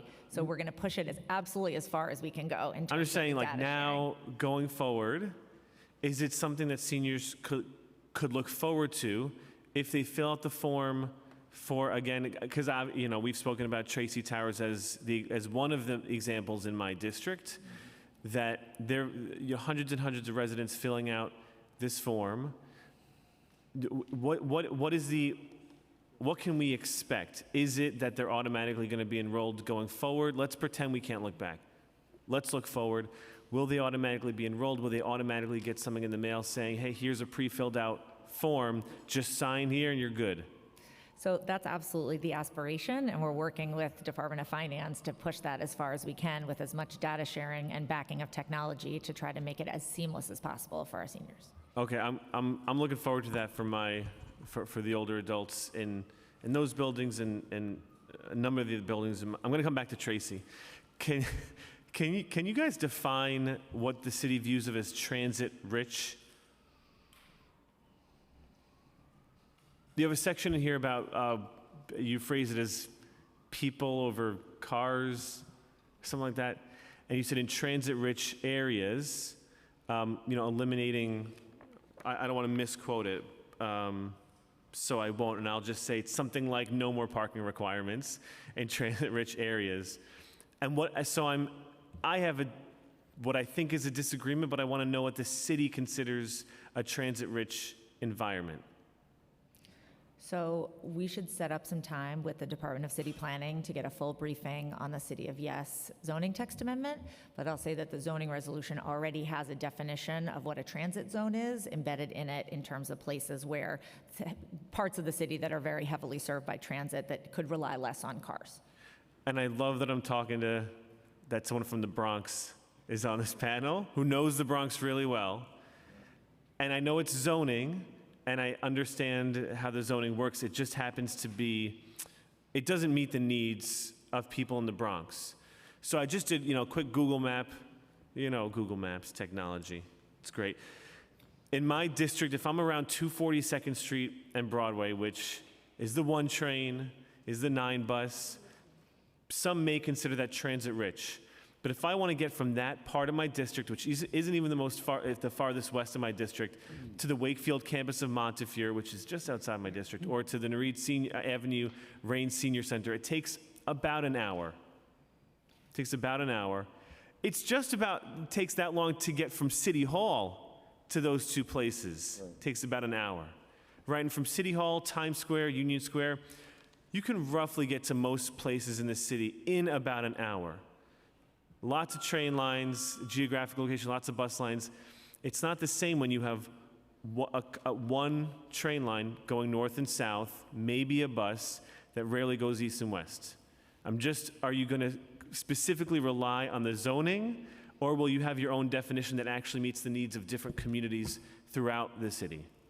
So the zoning is one aspect, and we also take a look at car ownership rates, which vary widely across cities, and there's many places and many demographics in New York City that have a much lower rate of car ownership, but that also have the greatest need for affordable housing. So we want to make sure that we lower the cost of that affordable housing, particularly in neighborhoods that rely less on car ownership.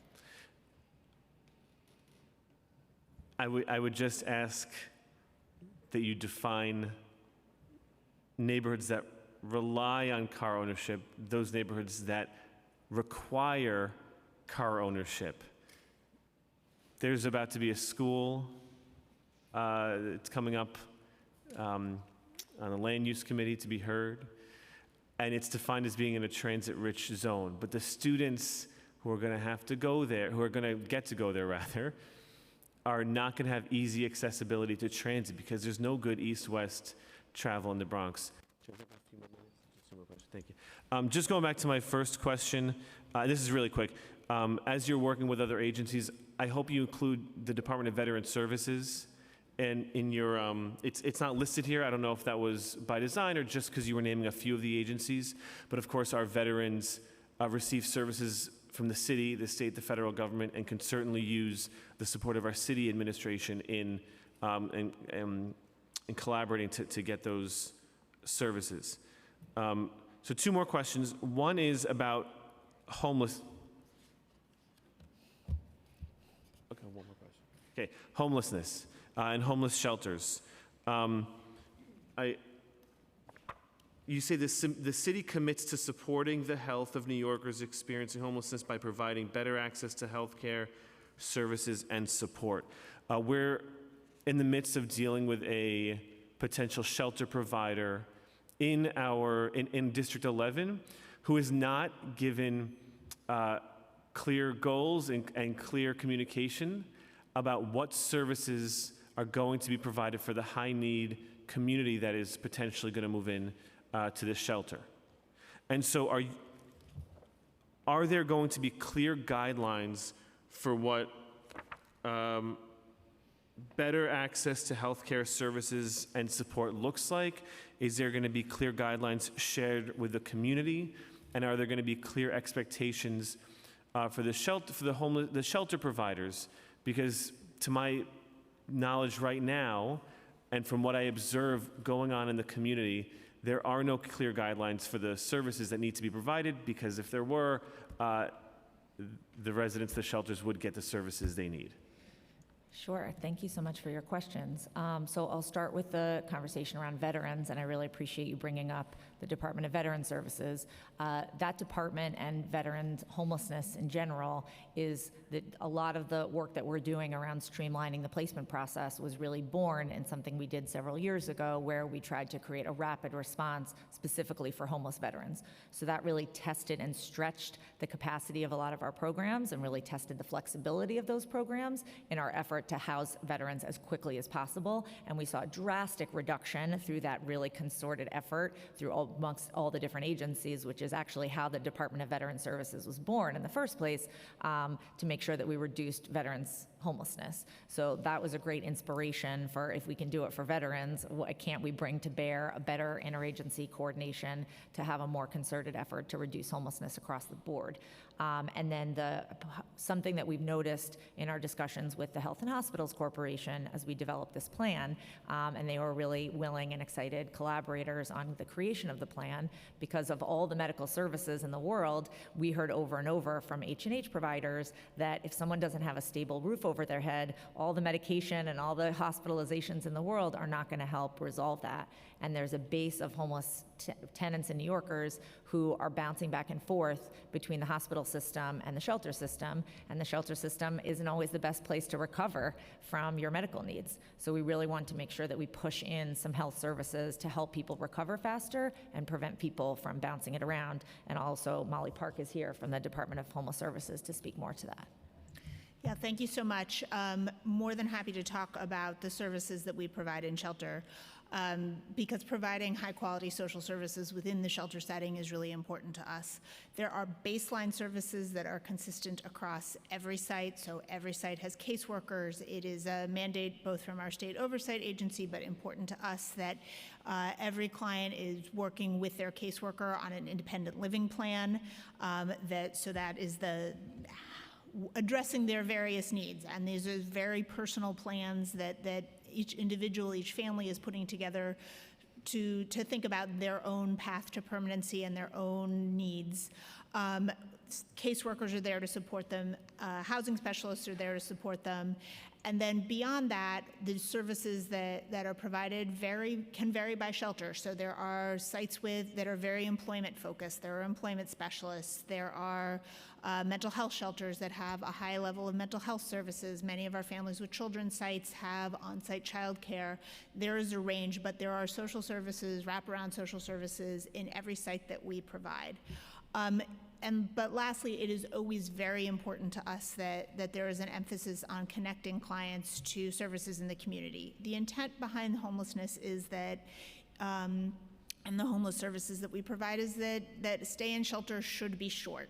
there's room to work on our length of stay, but for sure.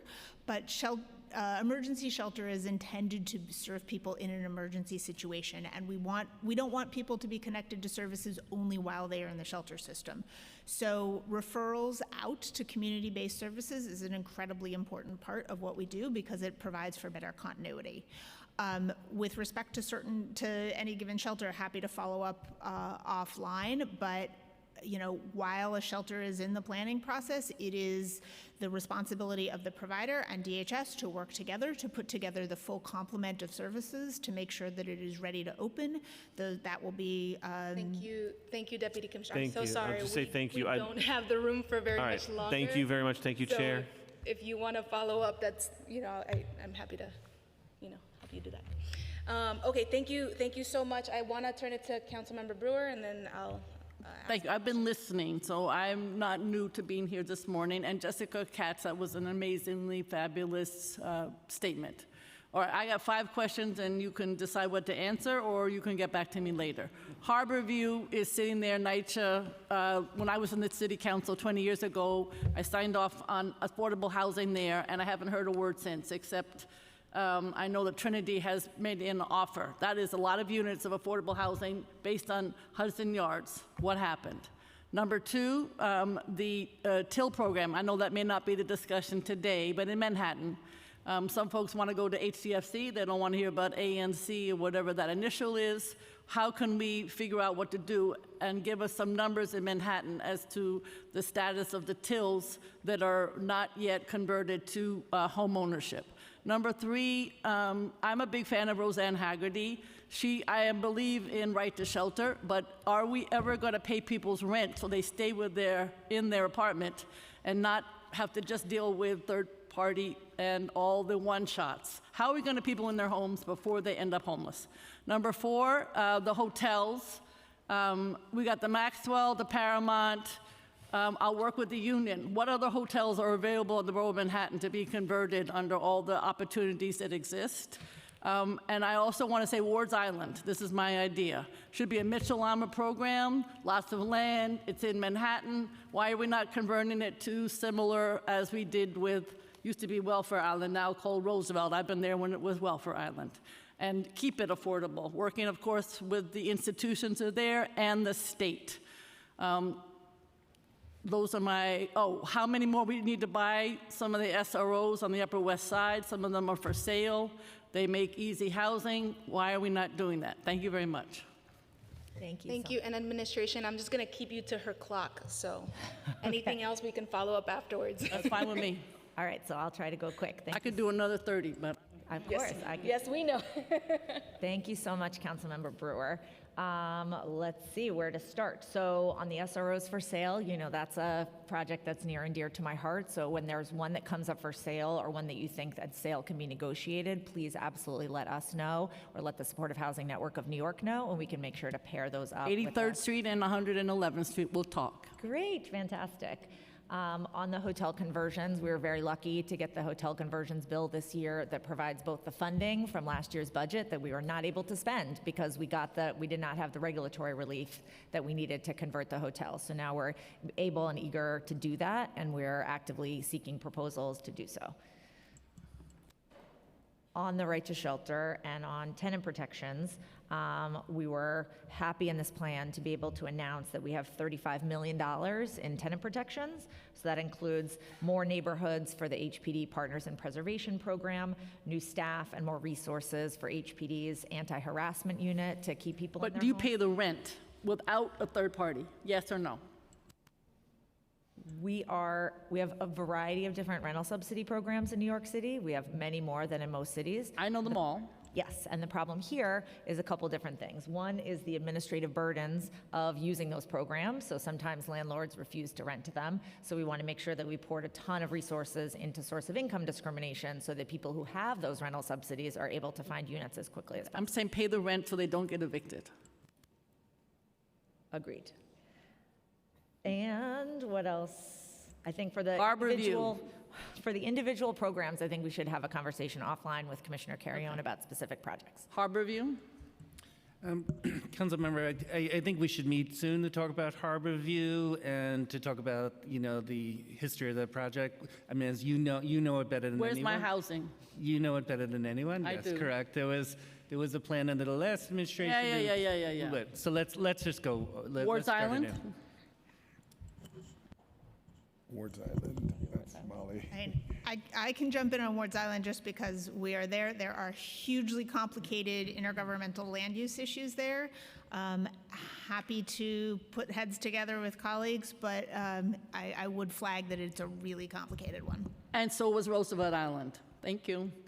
Councilmember Brewer. Yes, Commissioner. Yeah, you asked about Till and its new iteration in 2012, ANCP.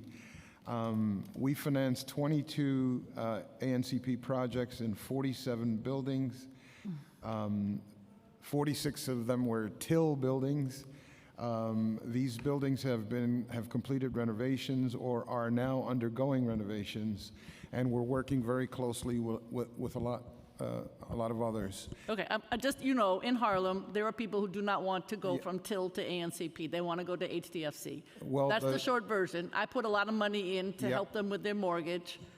Can we do it? What the program does is it converts them into HDFCs. It isn't. I know there's a mortgage there that adds to their burden. So that there are groups who don't want to do it. So but the ultimate goal is to convert to HDFC. I know, but people are not going to, $250, fix it up, and then give it to them. That's what they want. We can have an offline conversation. I just want to say they're not going to move until they have that program. And we're about to celebrate some victories in ANCP that we're. But they don't care about those victories. No. Thank you. Thank you. Thank you so much. I'm gonna next turn it over to Councilmember Caban, and again, I apologize. We only have the room until 1 because there is a subsequent hearing. So if we can just keep our answers short and questions short, because she's chairing a hearing next. Awesome, thank you, I appreciate that. Thank you, Chair. So I'll dive right in. I want to talk about CLTs. So Community Land Trust, proven scalable model for housing preservation and development that keeps land and housing out of the speculative market, keeps it truly affordable and in democratic hands. Arguably, two of the biggest hurdles that we're facing are funding and site acquisition. So my first question is this: knowing that HBD's contracting systems are slow and cumbersome, leading to months and sometimes years of delays in distributing funds to CLTs and other nonprofits, what's HPD going to do to streamline the contracting process to reduce and eliminate funding delays? And then the second question is, while public land is scarce, it's still available in some areas of the city, and this should be prioritized for CLT. So how will HPD work to get this land under CLT control? Will you sole source land? Will you have RFPs with community and nonprofit preferences? Do we need to reform land procurement guidelines? So I think that that's as good a place as any to stop. I'm going to let Deputy Mayor, Deputy Commissioner Ahmed Tagani address this. That's in the future. It's foreshadowing. Yeah. Hi. No.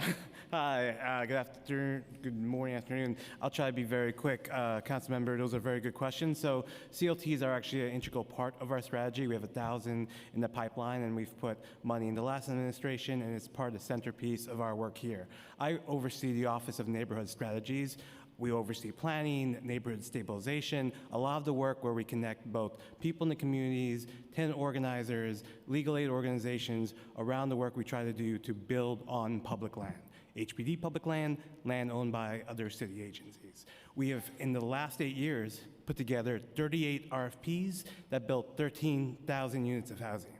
And we'd love to do more, and we're going to continue to do more under the new rubric of this blueprint. And in fact, you can see a taste of our new strategy by what we're doing in Edgemere.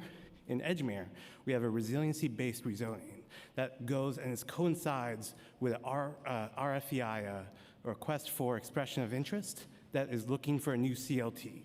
That CLT will ultimately be responsible for 8 acres of a plan where we are big picture looking to build new housing for rental apartments, new home ownership opportunities, resiliency measures that brings people from the waterfront and protects and creates a hard edge. Sorry. So, and just to finish up, the Yeah. Can I clarify, just because the time is limited, and so I want to make sure that the answer is really hitting the scope, Sure. the narrow scope of my question. Like, it's good to hear what's in the pipeline, but what exactly is going to be done to streamline some of those processes On the contracting side. in the face of the delays that we're seeing? Absolutely. The comptroller and the mayor right now is put together a task force looking at the contracting process, and we are actually, and from the HPD end, we are involved in looking for ways to streamline the piece when it comes to discretionary grants so that our nonprofits get their money faster and do the work. Okay, so to be clear, you have a task force, you're looking into it, nothing has been quite executed yet, and so my request, for myself and my colleagues, is to be aware, we want to be aware of what that plan is and what the progress is on the execution of that plan. Absolutely. Thank you. Thank you so much, Councilmember Caban. And I think Councilmember Hudson had one more question. Yes, thank you, and I'll limit it and be fairly quick. This is regarding Neighborhood Development Fund and rezonings. The plan mentioned a proposed package of zoning changes to encourage more affordable and supportive housing. Can you provide some insight as to what this will likely entail and whether it will include measures for deeper affordability? And I also didn't see a mention of a Neighborhood Development Fund or a similar measure in the housing plan, which was previously used for public realm improvements and affordable housing and neighborhood rezonings. And I'm wondering if the administration is planning on creating a similar fund for future rezonings to ensure they incorporate necessary capital improvements. And then also just regarding government-owned land for extremely and very low-income housing. Many districts like mine have limited city-owned property, and I want to know how we can ensure that we equitably allocate housing for folks earning 40% AMI and under. Thank you. Sure, thank you. So to start with the zoning initiatives, we have a series of citywide zoning initiatives that we proposed in our City of Yes plan. We have a large handful of the city agencies that have worked on the housing blueprint here today. Department of City Planning is not among them, but we should definitely come back and chat with you about the City of Yes plan in collaboration with the Department of City Planning. But we're reviewing a variety of things with the goal of supporting small businesses and creating new housing and promoting sustainability, and all of that through making the zoning resolution smoother and easier to work with so that we can create more. We did speak in the plan about a seed fund to invest in neighborhoods, so that type of framework will continue as we talk about the zoning resolution.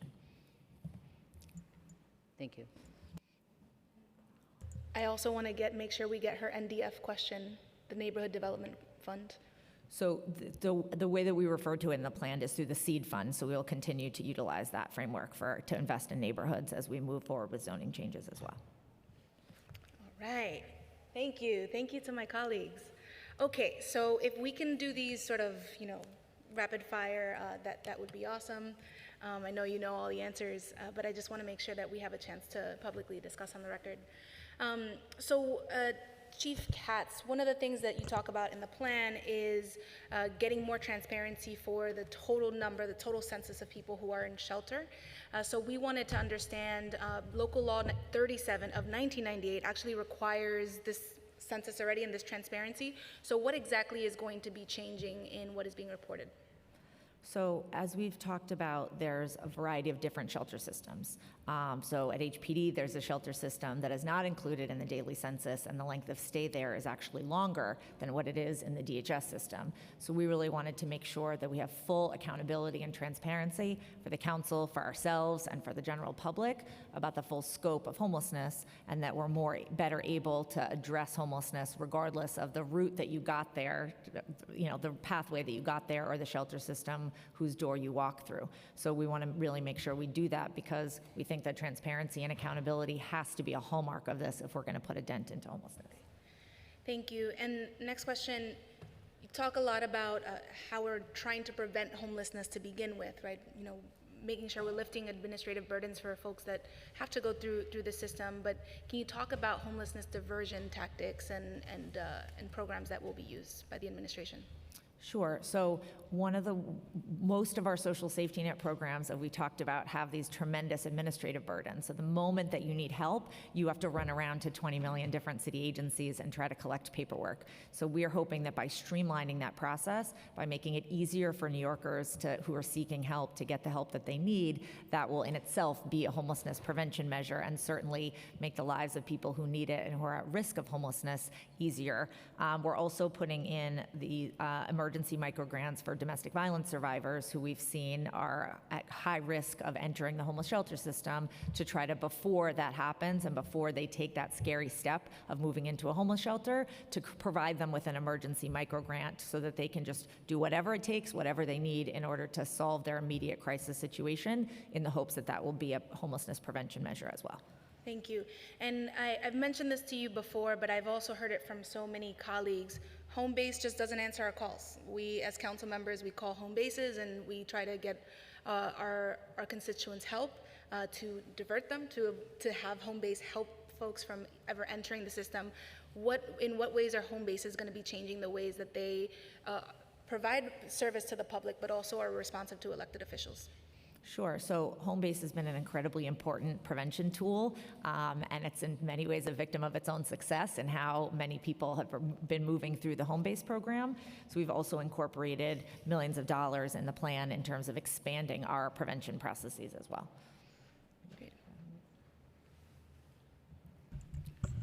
Thank you, Chair, for the question. I think Chief Katz covered the big top lines. I think one of the other things that we are working very carefully with the home-based providers on is making sure that the outreach is stronger, and we're looking to strengthen the program even more. So I look forward to making sure that the wraparound services, the stabilization, additional stabilization work that we're going to be invested in has that impact. And we can call you when we're having issues with our home bases? You can absolutely call me. Thank you. Always. Thank you, thank you. So next question, so moving to creating and preserving affordable housing, the role of predatory equity and predatory landlords and folks who just aren't doing what they need to be doing. I didn't see a whole lot in the plan around tackling and fighting predatory equity, beside expanding the Partners in Preservation Neighborhood Pillars program. So can you tell us first about the approach to predatory equity, predatory landlords? How is the city going to sort of weaponize the tools that we have? What is your plan to fight back on these fronts? And then picking up on Councilmember Caban's questions on CLTs, understanding that there are restrictions because of state law around how much we can dispose in the land use term, but give properties over to these mission-driven CLTs and other nonprofit sort of development organizations. Why do we need Affordability Plus, and what are our hopes? What do you need from the council? How can we help you with Affordability Plus? Sure, thank you so much. So our suite of homeownership programs are designed to try to level the playing field for homeowners who are struggling, who then sometimes may fall victim to these predatory equity schemes. So making sure that HPD has the programs in place for a struggling homeowner who can't get a traditional loan will help address that fact. We also are creating and continuing our work with the Center for New York City Neighborhoods on a homeowner help desk that we hope will serve 1,000 homeowners a year. So if they have questions or concerns or aren't sure if something is a legitimate financial tool or a scam, they'll have somebody who they can call and support them, who will in turn forward them over to the Department of Housing Preservation and Development, to the tools that are there for homeowners who need help. I'm talking about Affordability Plus. And on Affordability Plus, I think everybody knows that we went up to fight in Albany to expand our loan authority. That would help us be more creative in how we finance deals, smaller deals, more complicated deals, deals that include community facility spaces where we can do daycare centers at the base of buildings. CLTs fall into that basket as well. It gives us a lot of flexibility. So we need your help in going back to Albany, which we're going to start today. Happy New Year is the first day of the new fiscal year. And as soon as the holiday weekend is over, we're trekking up to Albany. We're going to continue, literally and figuratively, of course, to continue this pursuit of affordability. Plus, we absolutely needed to deliver on what we're trying to do. Great, thank you. And by the way, thank you and all of the staff at the council for being here on the Friday before a holiday weekend. Really appreciate it, but that's just how much we care, right, about housing in New York City. Okay, so on zoning, moving to zoning. So one of the things that we've talked about a lot, Advocates New York Housing Conference, for instance, has talked about the need to be producing housing and affordable housing across the city of New York. And the plan also makes mention of doing more production across the city of New York. Not every neighborhood is the same. You know, there are different transit accessibility varies, you know, the neighborhood character varies, but in what ways, what can we expect, the public and the council, what can we expect from the administration on requiring or asking more directly, community by community, for more affordable housing and housing production? Sure. So asking city neighborhoods across the city to participate in more housing production has a variety of different themes to it. Zoning is definitely one of them, and we look forward to working with you over the coming months and years around the City of Yes zoning proposal to help make that a reality. We also want to streamline the process so that it's a bit easier to do that, and then create some of the programs. Part of the issue as well is that HPD has traditionally focused on their multifamily stock. So by creating programs that are for smaller buildings, creating homeowner repair programs, we're going to be able to, and with any luck, getting some assistance from Albany to create a basement apartments legalization program. It'll create more tools for us to be able to do more housing and more affordable housing, even in those lower density districts that we've traditionally not been to. Okay, thank you so much. Also, so with respect to, you know, some of the flexibility changes that are mentioned in the plan and that you've talked about, facilitating studios, one bedrooms, you know, efficiencies and et cetera, how is the administration thinking about these, growing this flexibility versus making sure that we're taking fair housing considerations into account and we're building family-sized units in high opportunity neighborhoods? Sure, thank you for the question. So what we see over and over again is that the zoning resolution that preferences to larger units and makes it very difficult to build a preponderance of smaller units is affecting both the single-person households and the families. So what you see in a housing market under a lot of pressure is that multiple breadwinners get together to become roommates. They would prefer potentially to have 3 studio apartments. Instead, they move into a 3-bedroom, which in turn, a family with young children can't compete with those 3 breadwinners. So we hope that by creating a system where we can build those smaller apartments, it can act as a sponge for the single-person households that then would free up those larger apartments that do exist in our housing stock for the families that need it the most and have the most trouble affording it. That makes a lot of sense. Thank you. I think Councilmember Brewer asked about hotels, so I won't go into that area. How does the city plan to support HDFC cooperatives that struggle so much? What is the future of the third-party transfer program? And while we're on in-rem programs, how is the administration thinking about the tax lien sale, which expired in February, and municipal debt collection? Sure. So I'll let Commissioner Carrion speak to the specifics of the TPT program, but again, I'll just note that the focus on a top-line huge unit count really did sacrifice that affordability, a focus on homeownership, fixing some of the programs, and it leaves out homeownership. So I think by this pivot, we'll be able to focus more on the homeownership programs and closing the racial wealth gap that we're both worried about. And I'll turn it over to Commissioner Carrion for more about the program specifically.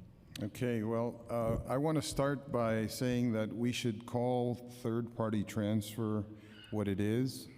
It should be called troubled property transfer. And we know that this has not been the most efficient program. While we need a robust set of tools to stabilize properties and protect tenants, the city council, HPD, stakeholders all got together and at the end of last year came out with a set of recommendations about reforming what I'm calling the troubled property transfer program. Let's rename it right here. And I'll probably get in trouble for that. I intend to look very closely at those recommendations. We should revisit them.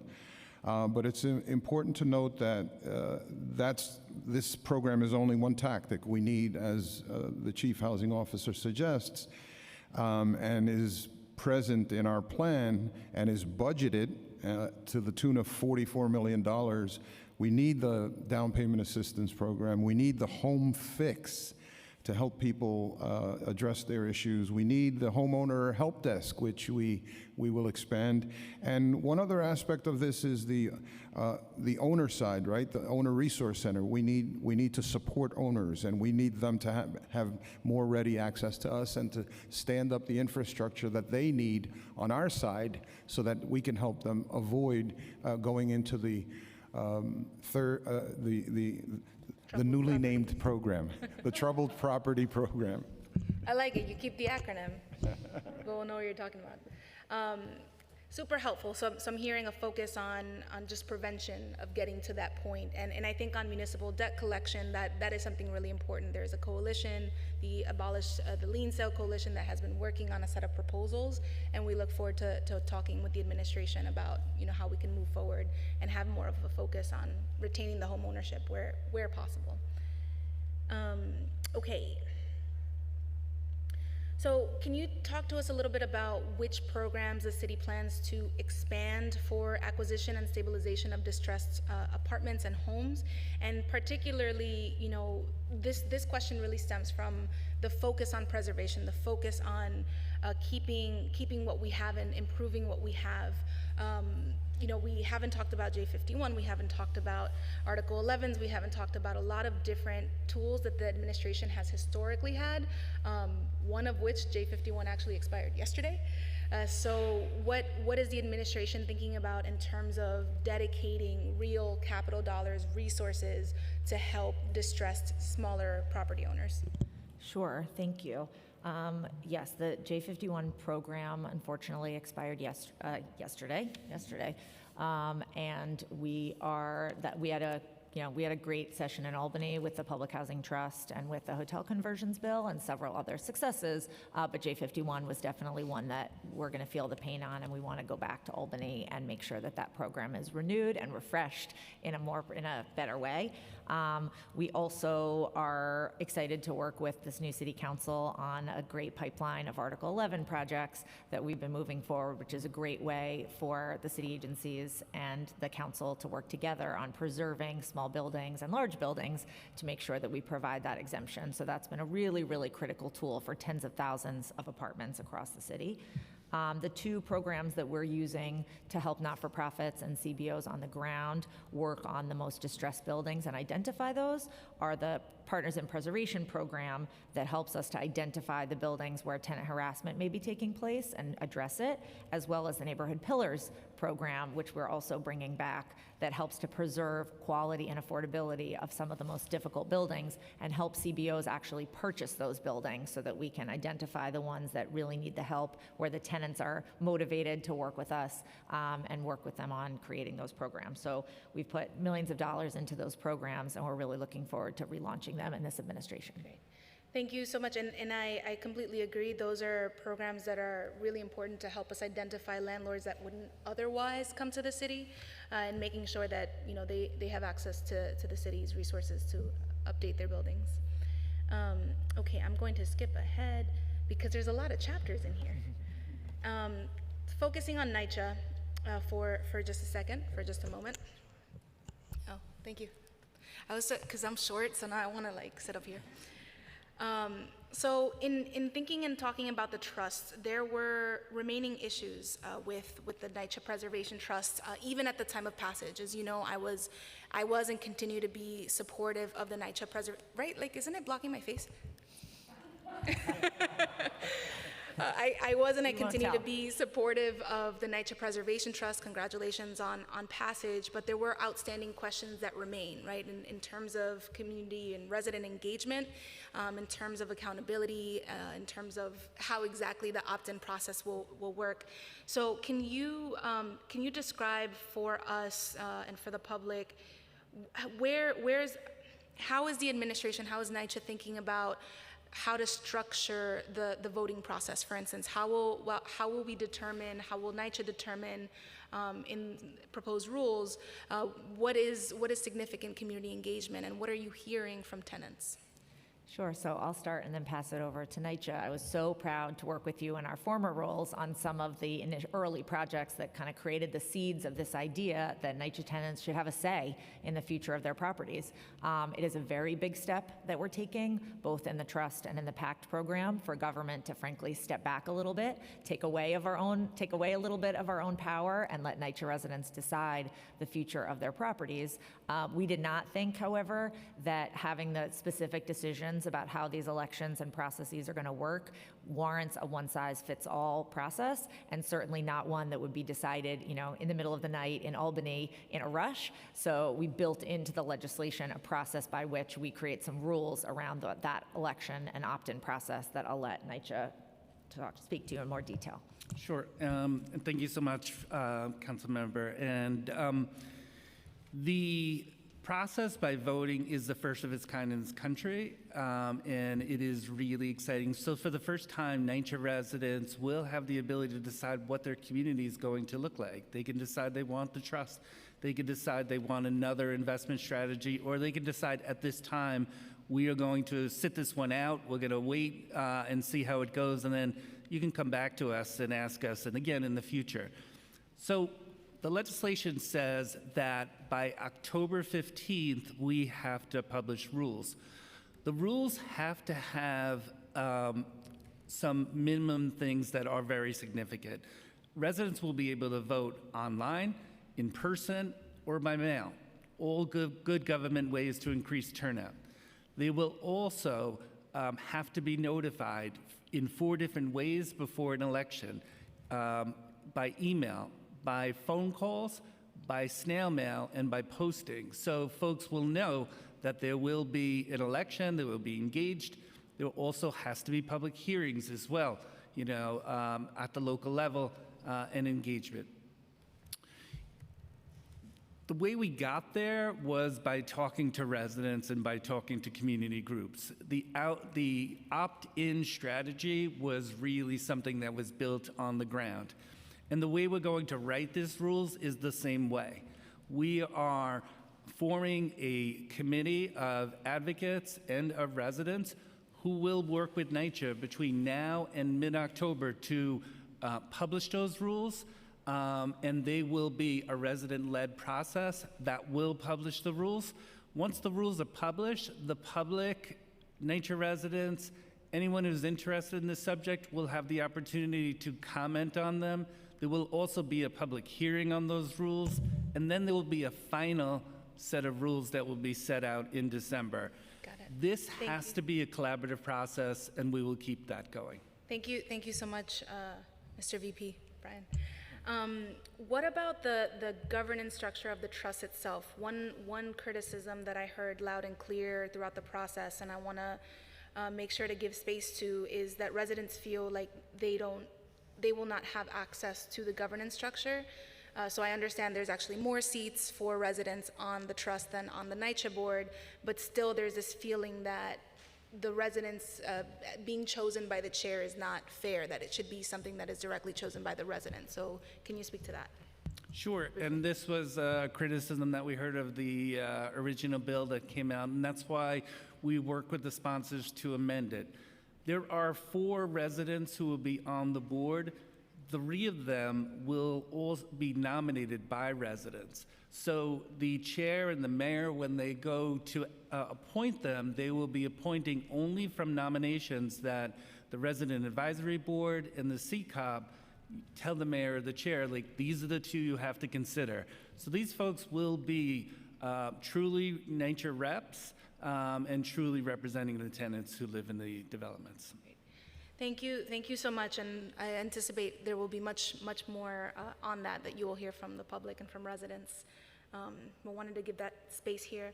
So last question for Nycha, and in the face of PACT and Nycha 2.0 and the trust and all of these options, it is important. It is an important milestone that Nycha is creating the first ever election process for residents to be able to choose what happens in their developments. So one question that my colleagues have asked the administration before, and I want to ask it today on the record again, is for residents who perhaps were in the PACT pipeline or were considering something else, transfer of air rights, whatever the case may be, will those developments be given, now that the trust is being created, will those developments be again given the option of whether they want to remain in PACT RAD or whatever program they will be, or if they want to stay public housing or go into the trust? So for residents who are currently impact developments that have converted, no, they will not have the ability to, to opt out of that current program. I think if you talk to a lot of those folks right now, they're seeing improvements, they're seeing things have changed, so they already have an investment strategy. So sorry, Brian, the question is not if you've already undergone conversion. The question is if you are in the pipeline now. Okay, so if the development has been, and this is something we've been said all along, if the development already has been announced and engagement has begun, we're going to continue that process along. But there are still units that we have thought would be good candidates for RAD and PACT that we would go through the larger process for those units. But anything that's been announced and where folks are engaged, we're going to keep that process moving. Okay. More to come, I'm sure.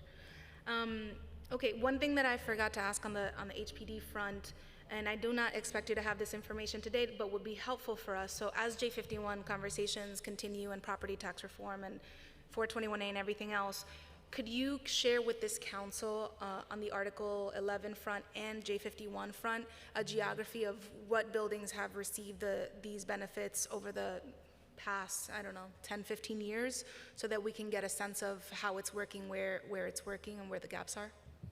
We'll do that. We'll make that available to the council. Thank you so much, Commissioner. Okay.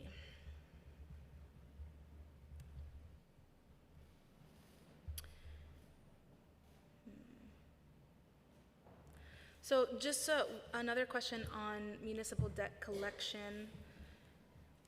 So property owners with unpaid bills to the city and recorded liens from the past 25 years of lien sales, they've had unique assistance needs, some of which were addressed last year through funding that we were able to dedicate for community-based organizations to do outreach. As you talk about the homeowner desk and you talk about these resources, will this kind of outreach be able to continue in partnership with community organizations? Yes, it will. Yes, it will. We have. Is this the a good moment to a good question to talk about the landlord ambassador program overall? Yeah. Maybe you should come and talk about it. He's an expert. Come on down now. I just got here.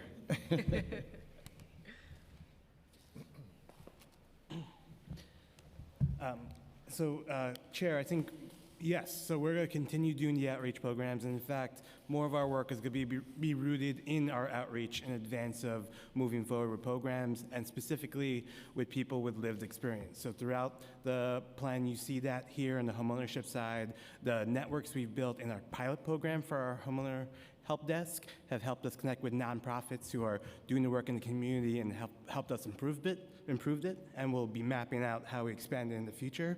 I think the big thing to take away is that the mayor wants to move away from a system that moves away from a system that does not prioritize keeping people in their homes. He wants us to reform and move forward with a system that protects homeowners and the people in those buildings. So that's what we'll be working on and working with the council on. Thank you so much. Last question. Staffing. We've had a lot of conversations about staffing this year. We know that, HPD and DOB were both able to avoid the peg and that there are resources on hand. So can you talk to us about how staffing efforts are going?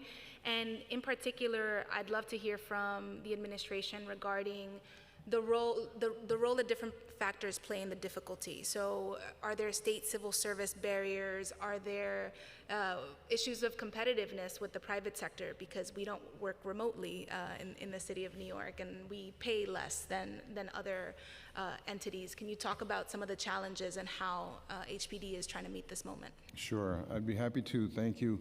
I think you know the severity of the situation, and you probably have seen it across many agencies, but the global pandemic really had a terrible impact on our attrition rates, and in fact, we lost hundreds of people. You know that we're budgeted for close to 2,700, and our current employee pool is about just shy of 2,400. So we've got a lot of hiring to do. The good news is that we got 77 new positions in this new budget, as you know, and almost $19 million in new expense funding in the FY23 budget alone to jumpstart the implementation of this Housing Our Neighbors plan. The agency's expense new needs totaled almost $90 million across the 4-year financial plan. So our task right now is to accelerate hiring. We are working very closely with DCAS and with OMB on that. With DCAS, for instance, I'll give you an example. I think the last time I testified before you, we had about 140 vacancies in the Inspector Corps. We have accelerated the hiring there. We just graduated a class this week. We're having a job fair this month. It's July already, and then again in August. We're looking at creativity in terms of bringing people in. For instance, using non-permanent positions that then folks can take the exam and become permanent inspectors. So that'll accelerate our ability to hire inspectors. OMB is helping us to move the approvals process, which has been historically slow, so that we can hire project managers for our real estate deals, lawyers for our real estate deals. That's going to help to move this plan forward. It's an all hands on deck. And yes, you point something out that's important, which is the civil service law that is statutorily controlled by state legislation. We're going to have to talk about that, and we look forward to having a more creative conversation with the state partners, and of course in partnership with the city agencies. Excellent. Well, thank you so much to all for being here and for your testimony today.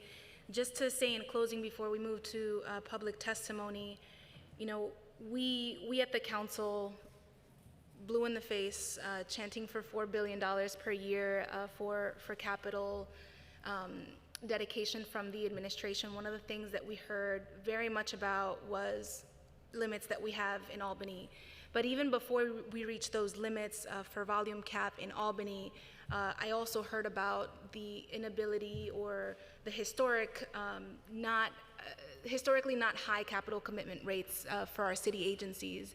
And so this question about staffing, this question on project management is going to be it's going to remain a crucial one, a critical one that we're going to be paying a lot of attention to. We're all on the same team here, right? We're all on team. Let's address the affordable housing crisis in the city of New York. And we just at the council want to make sure that we are leaving no stone unturned. So we're going to continue harping on increased funding, capital funding for affordable housing and for housing our most vulnerable New Yorkers. We're going to be your partners in the state in advocating for changes that we need so that we can do more, because New Yorkers are saying that this is number one, right?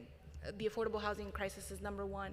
So as we move forward and the blueprint is further developed and your conversations continue within agencies, please, please, please, come to the council and keep us posted on what these metrics are, what these specific programs are.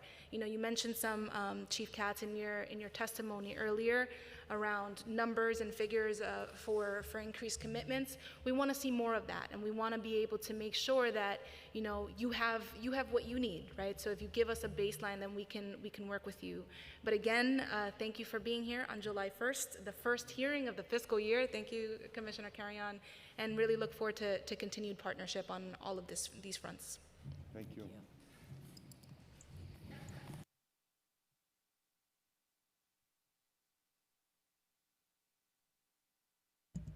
Thank you very much, Chair. We will now turn to testimony from members of the public.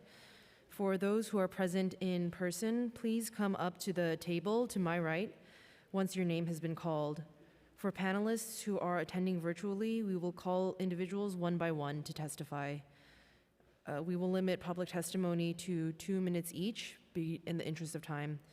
For virtual panelists, once your name is called, a member of our staff will unmute you and the Sergeant at Arms will set the timer and give you the go-ahead to begin. Please wait for the Sergeant to announce that you may begin before delivering your testimony. We will begin by hearing from Shams DeBaron, who is present in person, followed by Sarah Wilson on Zoom.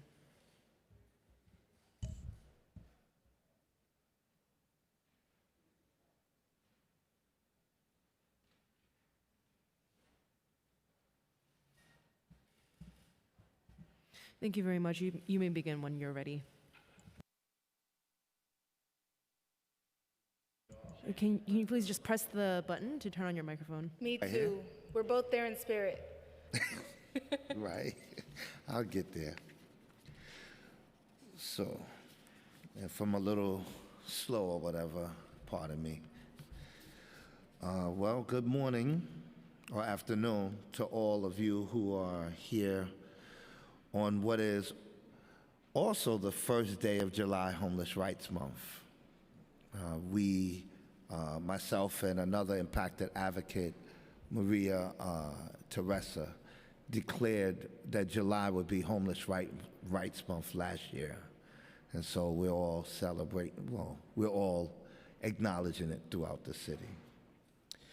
To the distinguished body of City Council members, the chair of the Committee on Housing and Buildings, and committee members, and some of whom I know personally and I consider friends, I'm definitely grateful to be allowed to join you today and give testimony in regards to housing our neighbors, a blueprint for housing and homelessness.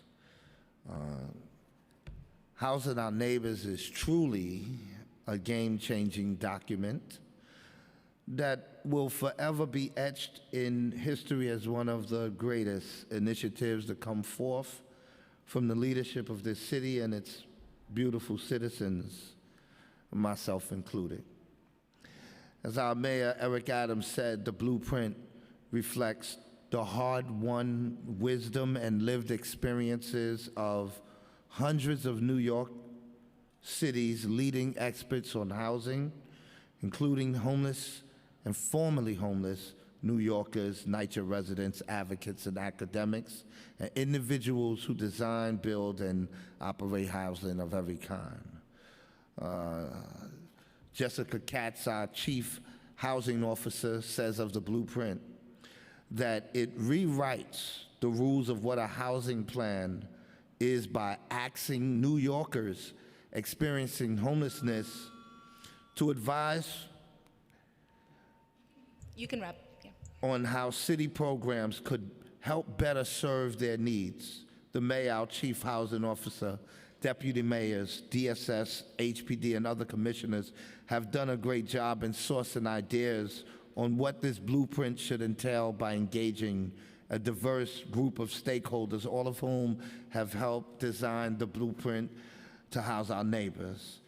I would hope that we would keep in mind as we review, critique, and offer feedback in the coming days and weeks, the fact that it was impacted New Yorkers who loaned so much of themselves to this blueprint. Now, what do I have to say? Let me be straight up and speak to what I call critics, naysayers, and even haters. Some have attacked the plan, despite the fact that this plan has gone further than any previous administration in terms of funding, in terms of range, in terms of cooperation between city agencies and various stakeholders, and in terms of bringing the voices of people directly impacted by homelessness into the conversations. This is not to the city council, of course, but I would hope that we acknowledge the sacrifice and the tremendous input of those who have lived this life of homelessness and housing insecurity and instability.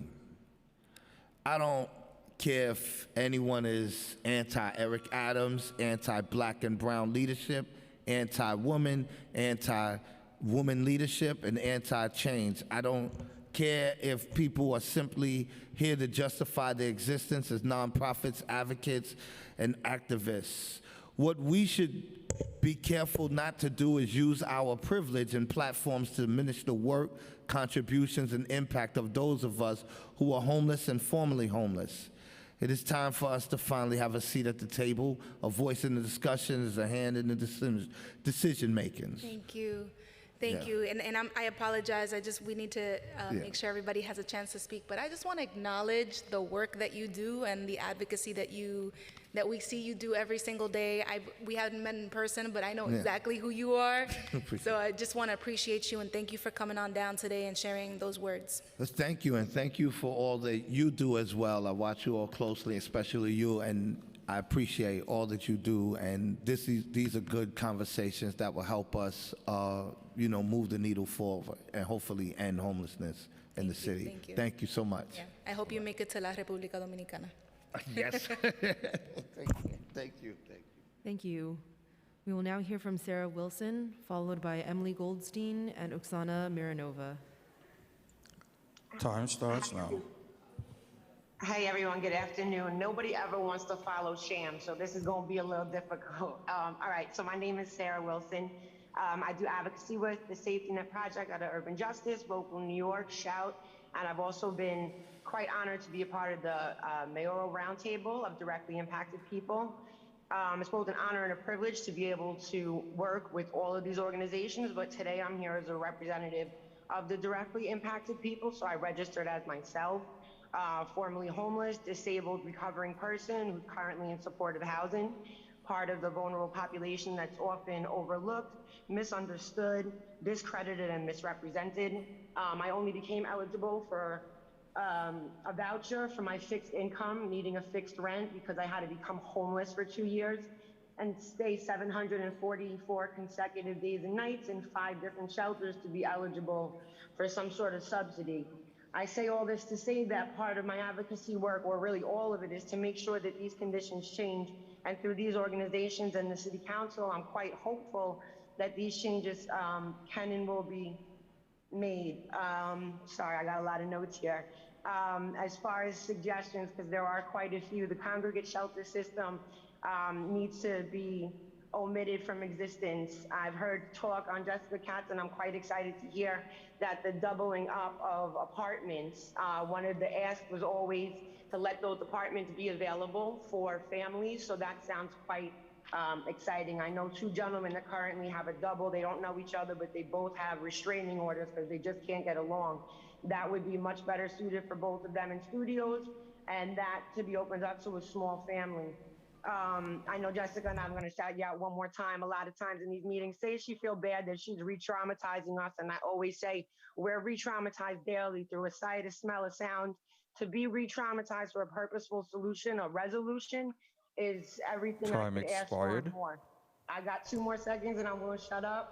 Shout out to Sham. Shout out to my council member. I see you up there, Pierina. I'm so proud to be in your community. I've been a Bronx resident for 4 years now. It's a population that's often overlooked and has the high population of directly impacted people, but a low amount of resources. Just the main asks, and I'll shut up. Intro 276 is excellent to give training, trauma-based and de-escalation, and if that could be also extended to supportive housing tenants.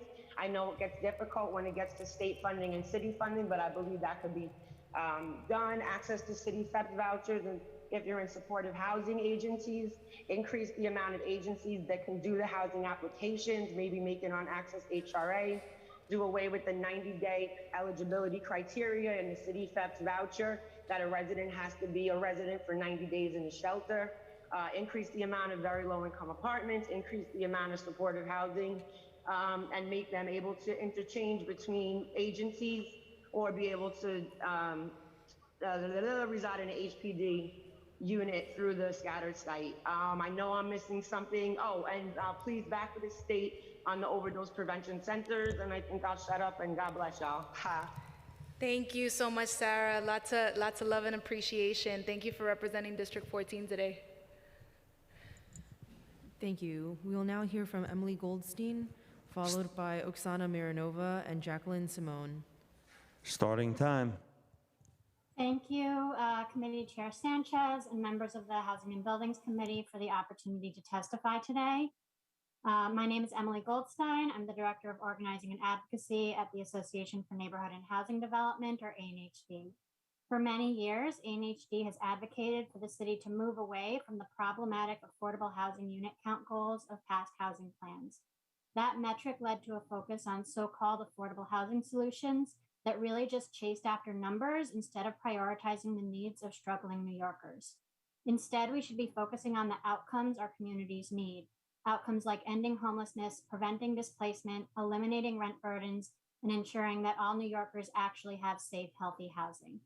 In order to tackle our affordability and homelessness crises, we must take an integrated approach that breaks down silos across agencies and housing types.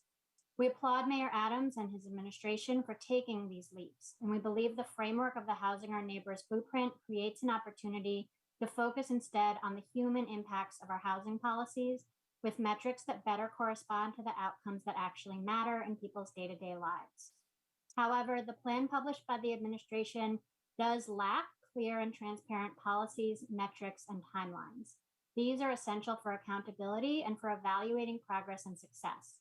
Doing away with an overarching unit count goal should not and need not mean a lack of clarity on commitments, nor a lack of ability for the council and the public to hold the administration accountable for success towards concrete goals. We urge the administration to center the expertise of directly impacted New Yorkers in developing more specific policies and commitments to put meat on the bones of the blueprint that they have set forth, just as they have highlighted their engagement with a wide variety of stakeholders in developing the blueprint itself. Some metrics that we believe should be considered in evaluating the success of this or any housing plan, I'll wrap up in a second, are reduction in rent-burdened and extremely rent-burdened households, reduction in homelessness, increased homeownership access for low-income and BIPOC families, reduction in households experiencing health and safety dangers in their homes, matching of affordability levels of the city's term sheets to New Yorkers' actual needs, and crucially, elimination of racial disparities in all measures of housing access, safety, and security. Thank you so much, Emily. Testimony includes more details. Again, appreciate the opportunity to testify and look forward to working with the council and the administration on addressing our affordability crisis. Thank you so much, Emily, and thank you to ANHD for all that you do. Thank you. We will now hear from Oksana Mironova, followed by Jacqueline Simone and Judith Goldener. Starting time. Okay, I believe that Oksana Mironova is not present on Zoom, so we will move to Jacqueline Simone. Starting time. Thank you for the opportunity to testify. My name is Jacqueline Simone. I am the Policy Director with the Coalition for the Homeless. We have submitted more extensive testimony, which I will summarize. While the housing plan includes many laudable goals, more action and investment is needed to actually reduce homelessness. Mayor Adams must dramatically expand the supply of permanent and supportive housing for homeless and extremely low-income New Yorkers. First, we acknowledge that the plan includes several important reforms. The administration deserves credit for giving people with lived experience of homelessness a seat at the table and for presenting a unified plan for homelessness and housing, including public housing. Crucially, the blueprint suggests eliminating administrative burdens, more transparently reporting on the full scope of homelessness, streamlining supportive housing placements, and accelerating the NYC 1515 pipeline, and enacting stronger anti-discrimination protections for people with histories of incarceration. But although the plan states that homelessness is a housing issue, it disappointingly fails to commit the resources needed to create additional housing for homeless and extremely low-income households. To tackle the crisis, the city must create at least 6,000 new apartments per year for homeless households and an additional 6,000 new apartments per year for households with extremely low incomes. The time for incremental change has long since passed. The Adams administration's failure to articulate clear housing production goals suggests that the city will merely continue the inadequate affordable housing production levels of the prior administration, levels that have not made a dent in the crisis. The situation is bleak, with more than 50,000 people sleeping in shelters each night and thousands more on the streets. Hundreds of thousands of others, disproportionately Black and Latinx households, are on the brink of homelessness. Mayor Adams has rightfully noted that the prior administration was overly focused on hitting top-line production and preservation goals, but he has misrepresented advocates' criticism of his predecessor. To be clear, the Coalition for the Homeless and other advocates who collaborated on our multi-year House Our Future NY campaign criticized the de Blasio administration. Time expired. Overall, I'll just finish this sentence. For focusing on overall housing targets that did not reflect the actual needs of the poorest New Yorkers, but we never suggested that the city should eliminate all production targets, but rather that it should focus its production on housing for people who are homeless or extremely low income. Finally, the administration's continued criminalization of unsheltered homeless New Yorkers is both inhumane and contrary to the plan's stated goals of reducing homelessness. People on the streets should instead be offered immediate placement in permanent housing, and in the interim, they should be connected to safe, low-barrier shelters with single rooms. Thank you for this important hearing. Thank you so much. Thank you. We will now hear from Judith Goldiner, followed by Eric Lee and Diane Prashad. Starting time. Hi, it's Judith Goldner from the Legal Aid Society. We're so happy to be here and to be talking about this important problem of the lack of affordable housing for the lowest income people. And I appreciate the opportunity to appear here and the leadership of Chair Sanchez. The good part of the plan, we think, is that it does include public housing and homeless issues for the first time, and that the administration intends to address bureaucratic issues that have really plagued all the programs we deal with. However, on the homeless side, we really need more housing production that's geared to homeless New Yorkers and the lowest income New Yorkers. The prevention side is really weak. We know that we need to address the eviction crisis, that we need more rental subsidies, that we need good cause eviction. We know that has to be done at the Albany level, but there are many parts of the plan that talk about what we need to do in Albany, and good cause is absent from that. We agree with accessory dwelling units, but only if they're safe and if they include tenant protections like good cause. We're concerned about the low take-up of scree and dree, especially in the Bronx. We have a number of issues with city FEPs, which are addressed in our written testimony, but overall, we would like to see city FEPs more like Section 8. The administration really needs to address the source of income discrimination problems, and I really disagree that they have restored enough staffing in that area. On public housing, we do support the trust, but we think that the administration needs to include more money for tech assistance, technical assistance, and for organizing tenants so they can really Time expired. get to know. Just a couple more things. UNRAD and PACT, if they're going to continue to have those as options, we really need to have an opt-in like we have with the trust so that tenants have a choice. We agree with the administration on bearing criminal record discrimination, and on health and safety, what the administration has put in there is really inadequate to meet the need. Thank you so much to the council for those issues. I urge you to look at our testimony, which is a lot more detailed. And Thank you so thanks much, so much Judith. for the opportunity. Thank you so much. I am going to step to the restroom because baby and I have to use the restroom, but Councilmember Cabana is going to be here for a second. Thank you so much, Councilmember. We will now hear from Eric Lee, followed by Diane Prashad and Deborah Julius. Starting time. Hi, good morning. My name is Eric Lee. I'm Director of Policy and Planning at Homeless Services United.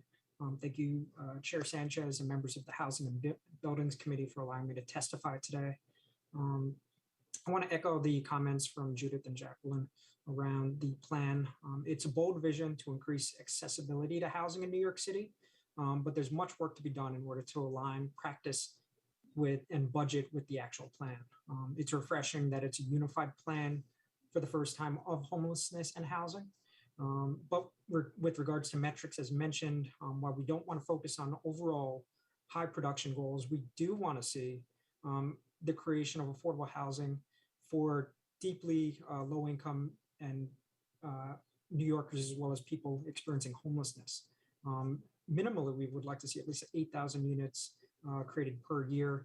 As Chief Katz testified today, though, the capital funding in the housing budget for FY23 does not support a substantial ramp up in the creation of affordable housing compared to previous years. So we're concerned how that's going to impact the housing plan's ambitious goals to rehouse as many people as possible. A few major recommendations I want to highlight from my testimony that I will be submitting. The city should implement data tracking and reporting legislation as soon as possible to create baselines to measure the progress of the new administration's housing plans. The mayor just signed into law Intro 303A on City FEP's voucher utilization, but the actual implementation reporting date is not until March 2024.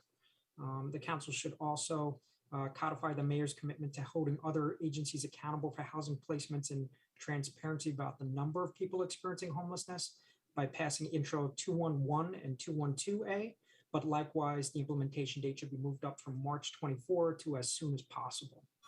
Time expired. A couple other quick comments I just want to share. Home-based providers are working at capacity currently in the Bronx and Brooklyn. They have appointments stretching out to 6 weeks right now for non-emergency cases. We urge the city to increase the funding levels in the upcoming FY23 RFP for existing home-based providers to be able to staff up, as well as consider opening new home-based locations when existing sites aren't able to expand due to office constraints. We also want to mention a couple other major things in terms of sources of I'm so sorry, Eric. I'm so sorry we can't. We don't have the space for much longer. But please do submit a written testimony, and we'll definitely take a look at it. Thank you. Thank you. Thank you. We will now hear from Diane Prashad, followed by Deborah Julius and Amila Zerlich. Starting time. Good afternoon, all. Ms. Sanchez, I would love to have a conversation with you after this committee hearing. Thank you. I'm calling today just to say that I believe that this housing our neighbors is a pipe dream that's being sold to a lot of homeowners and low to moderate income communities, especially of color. HPD, as you know, I've been in battle with them for going on 3 years now to be released from my contract due to their lack of enforcement and monitoring, as well as corruption, fraud, abuse of power, the likes of. I'm just totally disgusted by what I'm dealing with. And currently, HPD, under Carry On now, has allowed real estate investors to purchase first-time homeowners' homes out of our program, something that was totally not supposed to be happening within our contract. The house next that's attached to mine that have given my family hell for 26 months is now occupied by a real estate investor. How can this be happening today? I sent a lot of documentations to Gail Brewer, of course you, Ms. Sanchez, and a host of other people. I would like to know why there hasn't been a hearing with this matter. As you know, DOI did an investigation on, as you may be able to see, 10 blocks from us, with real estate investors also taking over that development. How can this be happening out here? Why are we being inundated with all kinds of people in our communities with no oversight? How come we have to endure all this abuse? Thank you so much. And no help is being allowed. Like, he flipped in his house, he renovated it, disturbed us for 2 months with no one dealing with it, and HPD, all they can say is that the house is no longer in their possession. Well, it isn't in your possession no more, but it had no business being removed from the program. And you still have us stuck in this Time program, expired. which we don't want to see anymore. And yet, and still, all you can say is that you're trying to make a program house and help people find housing? Are you really kidding me? All you have been doing. Thank you so much, Ms. Prashad. It's a little difficult to understand you here in the chambers, but I know that you've been in touch with my staff, so we'll continue to follow up with you. I know you've had productive conversations with them, so I hear you, and we'll continue to connect with you, okay? Thank you. We will now hear from Deborah Julius, followed by Amila Zerlich. Starting time. I'm not seeing either witness present in the Zoom, so we will move to Brendan Cheney, followed by James Lloyd and Caitlin Andrews. Starting time. Good afternoon. My name is Brendan Cheney. I'm the Director of Policy and Communications at the New York Housing Conference. I'd like to thank Committee Chair Karina Sanchez and the members of the committee for the opportunity to testify. New York Housing Conference is a nonprofit affordable housing policy and advocacy organization. We also led United for Housing, a coalition of more than 90 organizations that developed consensus recommendations to address the housing and homelessness crisis. Mayor Eric Adams' new people-focused housing plan is a welcome departure from the city's previously siloed approach to housing policy. This new vision rightly centers on some of the most critical and pressing housing issues across the 5 boroughs, including Nycha preservation, homelessness, and housing affordability, and this is one of the main recommendations of the United for Housing Coalition. The plan also rightly avoids setting a big numerical target for affordable housing production, which in the past has led to housing plans that chase the big number at the expense of affordability levels and other important goals. However, we want to make sure the administration continues to track production to maintain transparency, and we look forward to working with the administration to develop metrics that will track whether the plan is efficient and improving housing affordability. We also want to work with the administration on affordability levels of the affordable housing. This is particularly important given the new HUD AMI levels increased by 16% over the past year and 34% since 2018, with the metro area AMI at $94,500, well beyond the median income of New York City renters at $50,000 per year. As the official AMI levels continue to grow beyond the actual incomes of New Yorkers, we will need to work together to make sure the affordable housing is affordable to New Yorkers. Overall, there are a lot of good strategies in the plan, and we appreciate the administration's efforts to listen to experts, advocates, and especially Nycha residents and people that have experienced homelessness. We also appreciate that the plan commits to addressing health and safety in housing and administrative burdens that make it harder to build and access affordable housing. Now that they have a plan, the work ahead is implementing the plan and matching it to the resources available. Thank you for the opportunity to testify, and I'm happy to answer any questions. Thank you. We will now hear from James Lloyd, followed by Caitlin Andrews. And just before you begin, a reminder to all remaining witnesses. First, thank you so much for your patience and for coming to testify today. As the chair mentioned, we are strapped for time because another hearing is booked in this room. So if you could please keep your testimony to the 2-minute time. Thank you. You may begin. Afternoon, Chair Sanchez. Committee counsel has a copy of my remarks. Represent NYCC, which is the Affordable Housing Trade Group, 400 members responsible for the vast majority of affordable housing built statewide. We support the mayor's unified approach to combining the approaches to homelessness, public housing, and affordable housing. $32 billion, $22 billion in capital, plus another $10 billion from the Preservation Trust is a record investment. It's exactly what the city needs. In addition to that, it involves serious truth-telling. The administration is actually going to disclose the number of homeless for the first time, so I think that's very important to rip the Band-Aid off. They're also investing major in efficiency. So, for instance, the HPD is no longer going to re-verify the incomes of every single tenant. it takes a year to rent up an affordable building due to all this bureaucracy. So that's a huge step forward. But in terms of action, the one part of the plan that needs the council's approval are the zoning text amendments. So City of Yes would be a dramatic step forward for affordable housing across the city, scrapping these extremely burdensome parking requirements, and additionally making the senior housing rules, the heirs rules, available to all the affordable buildings. So we just say, council's always been asking for more affordable housing everywhere. Well, this is a chance to say, yes, we want the affordable housing, we want it citywide. So that's what our one ask from the council as part of this is please approve that zoning text amendment when it comes to you. And then finally, you heard from the commissioner about how hard it is to staff up at HPD, how hard it is. They're paying lawyers $62,000. And that's, to put it in housing terms, right, that's 50 AMI for a family of 3. So you're asking a member of the bar to come in and work and close deals for $62,000 starting salary, no matter what their experience is. So OMB has to get out of HPD's hair, has to let them hire up, give them the freedom to manage their own expense budget, for any of this to have any chance of working. Thank you. Thank you so much. Sure. Hi, my name is Caitlin Andrews. I'm the Director of Public Policy and External Affairs at Live on New York. Live on New York has more than 110 nonprofits that are our members that provide services to older adults throughout New York City. We first and foremost are deeply appreciative of the release of the plan and all the leadership that went into creating it, as well as the collaborative spirit. We were pleased to be a part of the focus groups that led to the creation of the plan. We're also appreciative of the fact that Nycha is included in this plan, as well as the fact that it centers homeless New Yorkers. One point of background to reemphasize the urgency: roughly 2,000 older New Yorkers are currently living in homeless shelters, and that number is projected to triple by 2030 without significant intervention.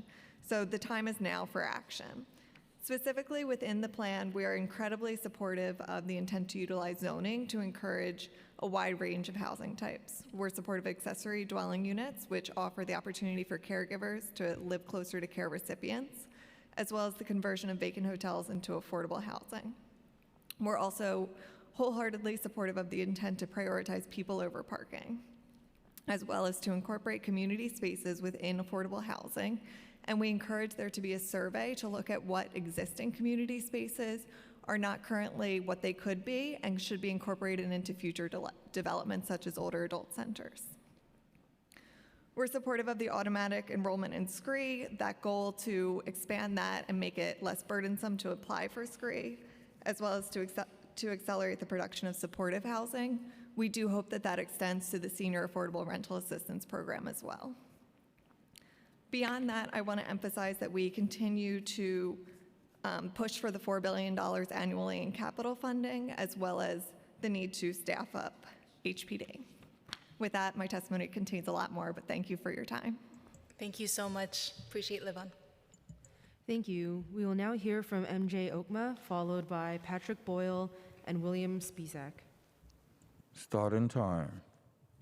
Hey, good afternoon. My name is MJ Okma with SAGE, the country's first and largest organization dedicated to improving the lives of LGBTQ+ and HIV-affected older people. In addition to our network of older adult centers, SAGE is the on-site service provider at New York's first LGBTQ+ welcoming elder housing developments located in Brooklyn and the Bronx. Histories of trauma and systemic discrimination have deeply impacted LGBTQ+ elders and created health disparities, high poverty rates, and unequal access, particularly around housing. These challenges compound for transgender elders and LGBTQ+ elders of color. Unless effectively addressed, the housing crisis among LGBTQ+ older people will only worsen as the population of both older New Yorkers and LGBTQ+ elders continues to grow. SAGE is deeply appreciative of this blueprint and the work that has gone into it. While many of the reforms outlined would benefit LGBTQ+ elders, their unique needs were never explicitly named in this document. To that end, SAGE suggests the following additional steps. First, fund the creation of affordable and affirming housing for LGBTQ+ older adults, including under the Senior Affordable Rental Assistance, or SARA program. SAGE also supports Live On's recommendation for the city to increase the per unit reimbursement rate under SARA. Second, fund LGBTQ+ cultural competency training for housing providers. Third, increase funding and access to LGBTQ+ friendly supportive services in residential settings in NORCs. And fourth, fund 24-hour security for SARA-funded developments that cater to communities where residents are at high risk of anti-LGBTQ plus or racist violence. Thank you. SAGE deeply values our partnership with the City Council and the administration, and we look forward to working together to ensure the housing plan supports our city's LGBTQ plus elders. More details can be found in my written testimony. Thank you. Patrick Boyle. Starting time. Thank you to the chair and to the members of the committee for the opportunity to submit these testimony today. My name is Patrick Boyle. I'm with Volunteers of America. We're one of the biggest human service providers in the region with a focus on homelessness. We have 65 programs in the region and touch about 11,000 people each year.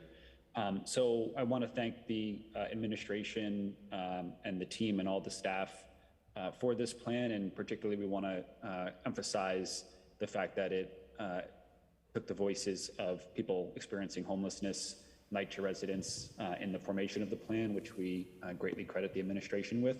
A few things from within the plan that we want to call out that we thought were particularly helpful for the residences that we run around the city. The issues with vacancies and lease up, especially for our supportive housing portfolio, continues to be a major area of concern for us as a supportive housing provider. So the emphasis on streamlining and fixing the vacancy issues and referrals is hugely important, and we look forward to seeing that moving in the right direction. Also, the Shelter Pre-Development Fund for nonprofits is something that nonprofit shelter operators have been calling for some time. It came out of the working group that VOA participated in. We thank the administration for including that as well. And finally, homeownership. Health, housing, and wealth are all an important part of ending homelessness, and the wealth component, wealth building, is so often left out of the fray. So we appreciate the focus on affordable homeownership and look forward to seeing that sort of pillar be bolstered as well. So thank you to the chair, and thank you for the opportunity to read this testimony, and we have more in our written testimony which we've submitted. Thank you. William Spizak, you will be followed by Rebecca Sauer and Boris Santos. Starting time. Great. Good morning, Committee Chair Sanchez, members of the Housing Committee. Thank you for the opportunity to testify. My name is Will Spizak. I'm the Senior Program Associate at New Economy Project. New Economy Project is a citywide organization that works with community groups to build a just economy that works for all. Among our activities, we are a founding member and co-coordinator of the New York City Community Land Initiative, or NYCC, a citywide coalition working to promote community land trusts, or CLTs, as a strategy to address the city's affordability crisis and ensure equitable community-led decision-making over land use in New York City. New Economy Project and our allies in NYCC were pleased to see CLTs spotlighted in the mayor's housing plan, and we are encouraged to see a commitment from the administration to further explore models of shared equity and community ownership as solutions to the city's affordability crisis. However, the housing plan lacks specific targets and policy agenda describing how the administration plans to support CLT growth and development in New York City. We urge the City Council and the administration to implement policies to help scale CLTs and other shared equity models in New York City. Concerted policy change is needed to help CLTs acquire and steward land and housing, keeping land off the speculative market and out of the hands of private equity firms and bad landlords. I would like to highlight 3 elements of NYCC's policy platform for the committee today. 1, pass the Community Opportunity to Purchase Act, or COPA, Intro 196. COPA gives CLTs and other mission-driven nonprofits a first right to purchase multifamily buildings when landlords sell. It's modeled on similar legislation from Washington and San Francisco. COPA would curb speculation and level the playing field for nonprofits to expand the supply of permanently affordable, community-controlled housing. 2, abolish and replace the New York City lien sale. We applaud the City Council for allowing the lien sale authorization to expire in February. We urge the City Council to now pass legislation. Thank you. And the last thing I'll highlight is just reserve public land for CLT. Thank you. If you have written testimony, we will accept that at the testimony inbox. We will now move to Rebecca Sauer, followed by Boris Santos and Ara Olivaria. Starting time. Hello, Chair Sanchez and members of the Housing and Buildings Committee. My name is Rebecca Sauer, and I'm the Director of Policy and Planning at the Supportive Housing Network of New York, a nonprofit membership organization. I do have more detailed written testimony, but would like to highlight some of our thoughts about housing our neighbors. Overall, we're pleased to see a coordinated housing and homelessness plan and look forward to working with the city and our members on greater detail and implementation. We're also encouraged by many specific elements of the plan, including engagement with people with lived experience of homelessness, commitment to report on the census for all homeless systems, proposals to maximize affordable and supportive housing development with zoning, streamlining the process of accessing supportive housing, addressing its 10% vacancy rate, and accelerating supportive housing production. While we're pleased that the blueprint included a commitment to accelerate supportive housing production, we believe it is important to adjust the city's current supportive housing program, NYC 1515, in order to meet that goal. NYC 1515 committed to creating 15,000 units of supportive housing over 15 years. Launched in 2017, the program is split half and half between newly developed single-site residences, otherwise known as congregate, and scattered site supportive housing, which are private apartments in which mobile services are delivered. The single-site program is going strong. 70% of the 7,500 units in the congregate RFP have already been awarded. Meanwhile, the scattered site program has only awarded 17% of its target. It has faltered due to overall challenges with the model that strain our nonprofits, a challenging rental market, and lower social services rates than the congregate program has. The network believes the city should reallocate the units from a 50-50 split to a 75-25 split in favor of single-site development. Luckily, NYC 1515 is already producing congregate units at a rate of at least 750 units per year. But if the congregate RFP is not right-sized to meet the demand, it will be completely depleted in the next 2 to 3 years, massively disrupting the pipeline. Time expired. Restructuring the program's Thank RFPs you. and addressing this is important. Thanks very much. We will now move to Boris Santos, followed by Aura Olivaria and Craig Gurian. Starting time. Good afternoon, everyone. My name is Boris Santos. I am the treasurer of the East New York Community Land Trust, which is a nonprofit that incorporated in December 2020 and consists of 30 East New York and Ocean Hill Brownsville members. I want to first and foremost thank the council for this opportunity on this hearing on the mayor's plan. And also, I encourage you all to read my testimony more thoroughly. It is more thorough, but we hit at all the sections of supporting COT that the mayor mentions. On the first bullet point, technical assistance and operational support, we asked specifically and demanded for this city to support the $1.5 million increase to the COT Initiative Fund, which is the best source of funding so far to directly support COTs and their operating costs and all their programs. That didn't get done. We're looking forward for that to get done in the next fiscal year. Identifying public sites and transferring those sites. The COT in East New York has done that. Please support that work. For the sake of time, I will spare the exact addresses that we're working on. We're also working on a small public and private scatter site plan to utilize Open Door and the new subsidy legacy cities that the state just expanded to extend to the city as well. On launching new tools to help acquire private sites. Yes. The biggest issue is site control.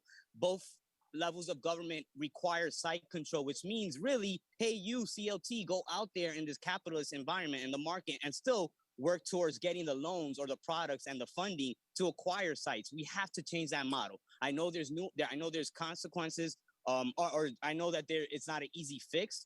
But we need to change that model to allow for us to really do our job of removing speculation off the market by acquiring sites. Lastly, I want to say, please look to layer the current sources of funding that exist with HPD to the fullest extent possible with the state. There's certain term sheets that don't layer as easily. For example, in Open Door, Time expired. New construction. Thank we want you. to support. Aura Olivaria is not currently present on the Zoom, so we will move to Craig Gurian, followed by Sean Campion and Lyric Thompson. Starting time. Thank you. For those who don't know me, I'm the executive director of the Anti-Discrimination Center. You can check the tape, but I noted at 10:40 a.m. that Chief Katz said in passing that the intention was to build at the same rate as has been the case in the past. That's clearly inadequate. There was not a word from the administration this morning about housing segregation. That's scandalous in one of the most segregated big cities in the country. If the administration won't acknowledge that segregated housing patterns are unnatural and cannot be accepted, it isn't serious about a fair housing plan. By the way, the so-called diversity index actually covers up segregation in the New York City context. It was encouraging to hear Chief Katz say that every neighborhood must be held accountable, but there's reporting even today from David Friedlander that administration officials have told advocates that they won't propose rezonings to permit more housing unless council members propose and fight for them. A policy like that incentivizes obstruction. If you don't have a plan to increase density in every neighborhood, not making every low density neighborhood a carbon copy of high-rise Manhattan, but increasing density beyond what it is now, you're not serious about affordable housing everywhere. On source of income discrimination, restoring some funding is certainly better than not, but the city has a fundamentally misguided strategy that focuses on, quote, informal resolutions, end quote. This means that violators never really get punished and there's no incentive for the industry to reform. Lastly, there's a bold but basic social housing solution that is nowhere to be found in the plan. The city has the ability Time expired. to itself. Thank you. We will now hear from Sean Campion, followed by Lyric Thompson and Eric Rosenbaum. Starting time. Thank you again for the opportunity to testify. Good to see you, Chair Sanchez. I'm Sean Campion, the Director of Housing and Economic Development Studies at the Citizens Budget Commission. Our testimony focuses on 2 points. First, that the plan rightly concentrates on improving service delivery, but that the success of it will depend on specifying specific operational changes and then diligently managing their execution. And second, that the plan also rightly acknowledges the need to increase housing production to address the affordability crisis, but the ability to do so will depend on planning and zoning for growth. Both of those still need to be fleshed out. First, the plan appropriately focuses on getting the management basics right, starting with Nycha. But the city still needs to identify specific actions needed to achieve its goals, assign responsible parties, set implementation milestones and performance metrics, and create and implement a management accountability process to track and manage progress. And without that, the plan won't succeed. Importantly, I think it's also worth noting that many of the goals can be accomplished within the record levels of funding already available for housing, in part by better allocating existing vacant positions and putting a greater emphasis on efficiency and effectiveness. Second, on the supply of housing, the city still needs to identify how it will facilitate and encourage the production that it calls for. The proposed zoning for housing opportunity text amendment is a good first step, but alone won't generate enough housing to meet the immense needs for all types of housing in every neighborhood of the city. Increasing production at scale will require planning and zoning for growth, including a broad-based citywide approach to rezoning to increase as-of-right development capacity.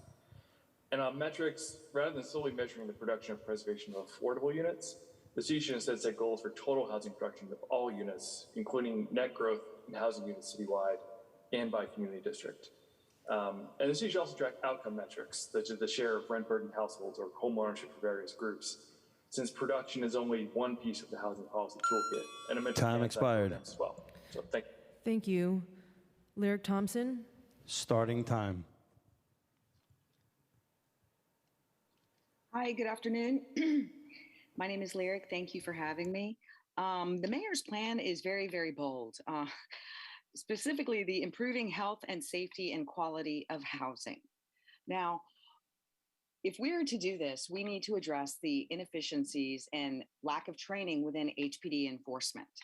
HPD enforcement for the last 3 decades has allowed patch jobs to serve as repairs, and this creates a cycle where citizens have to continuously call 311, 311, 311, and it drags out for years. It's also very abusive and toxic to have to deal with.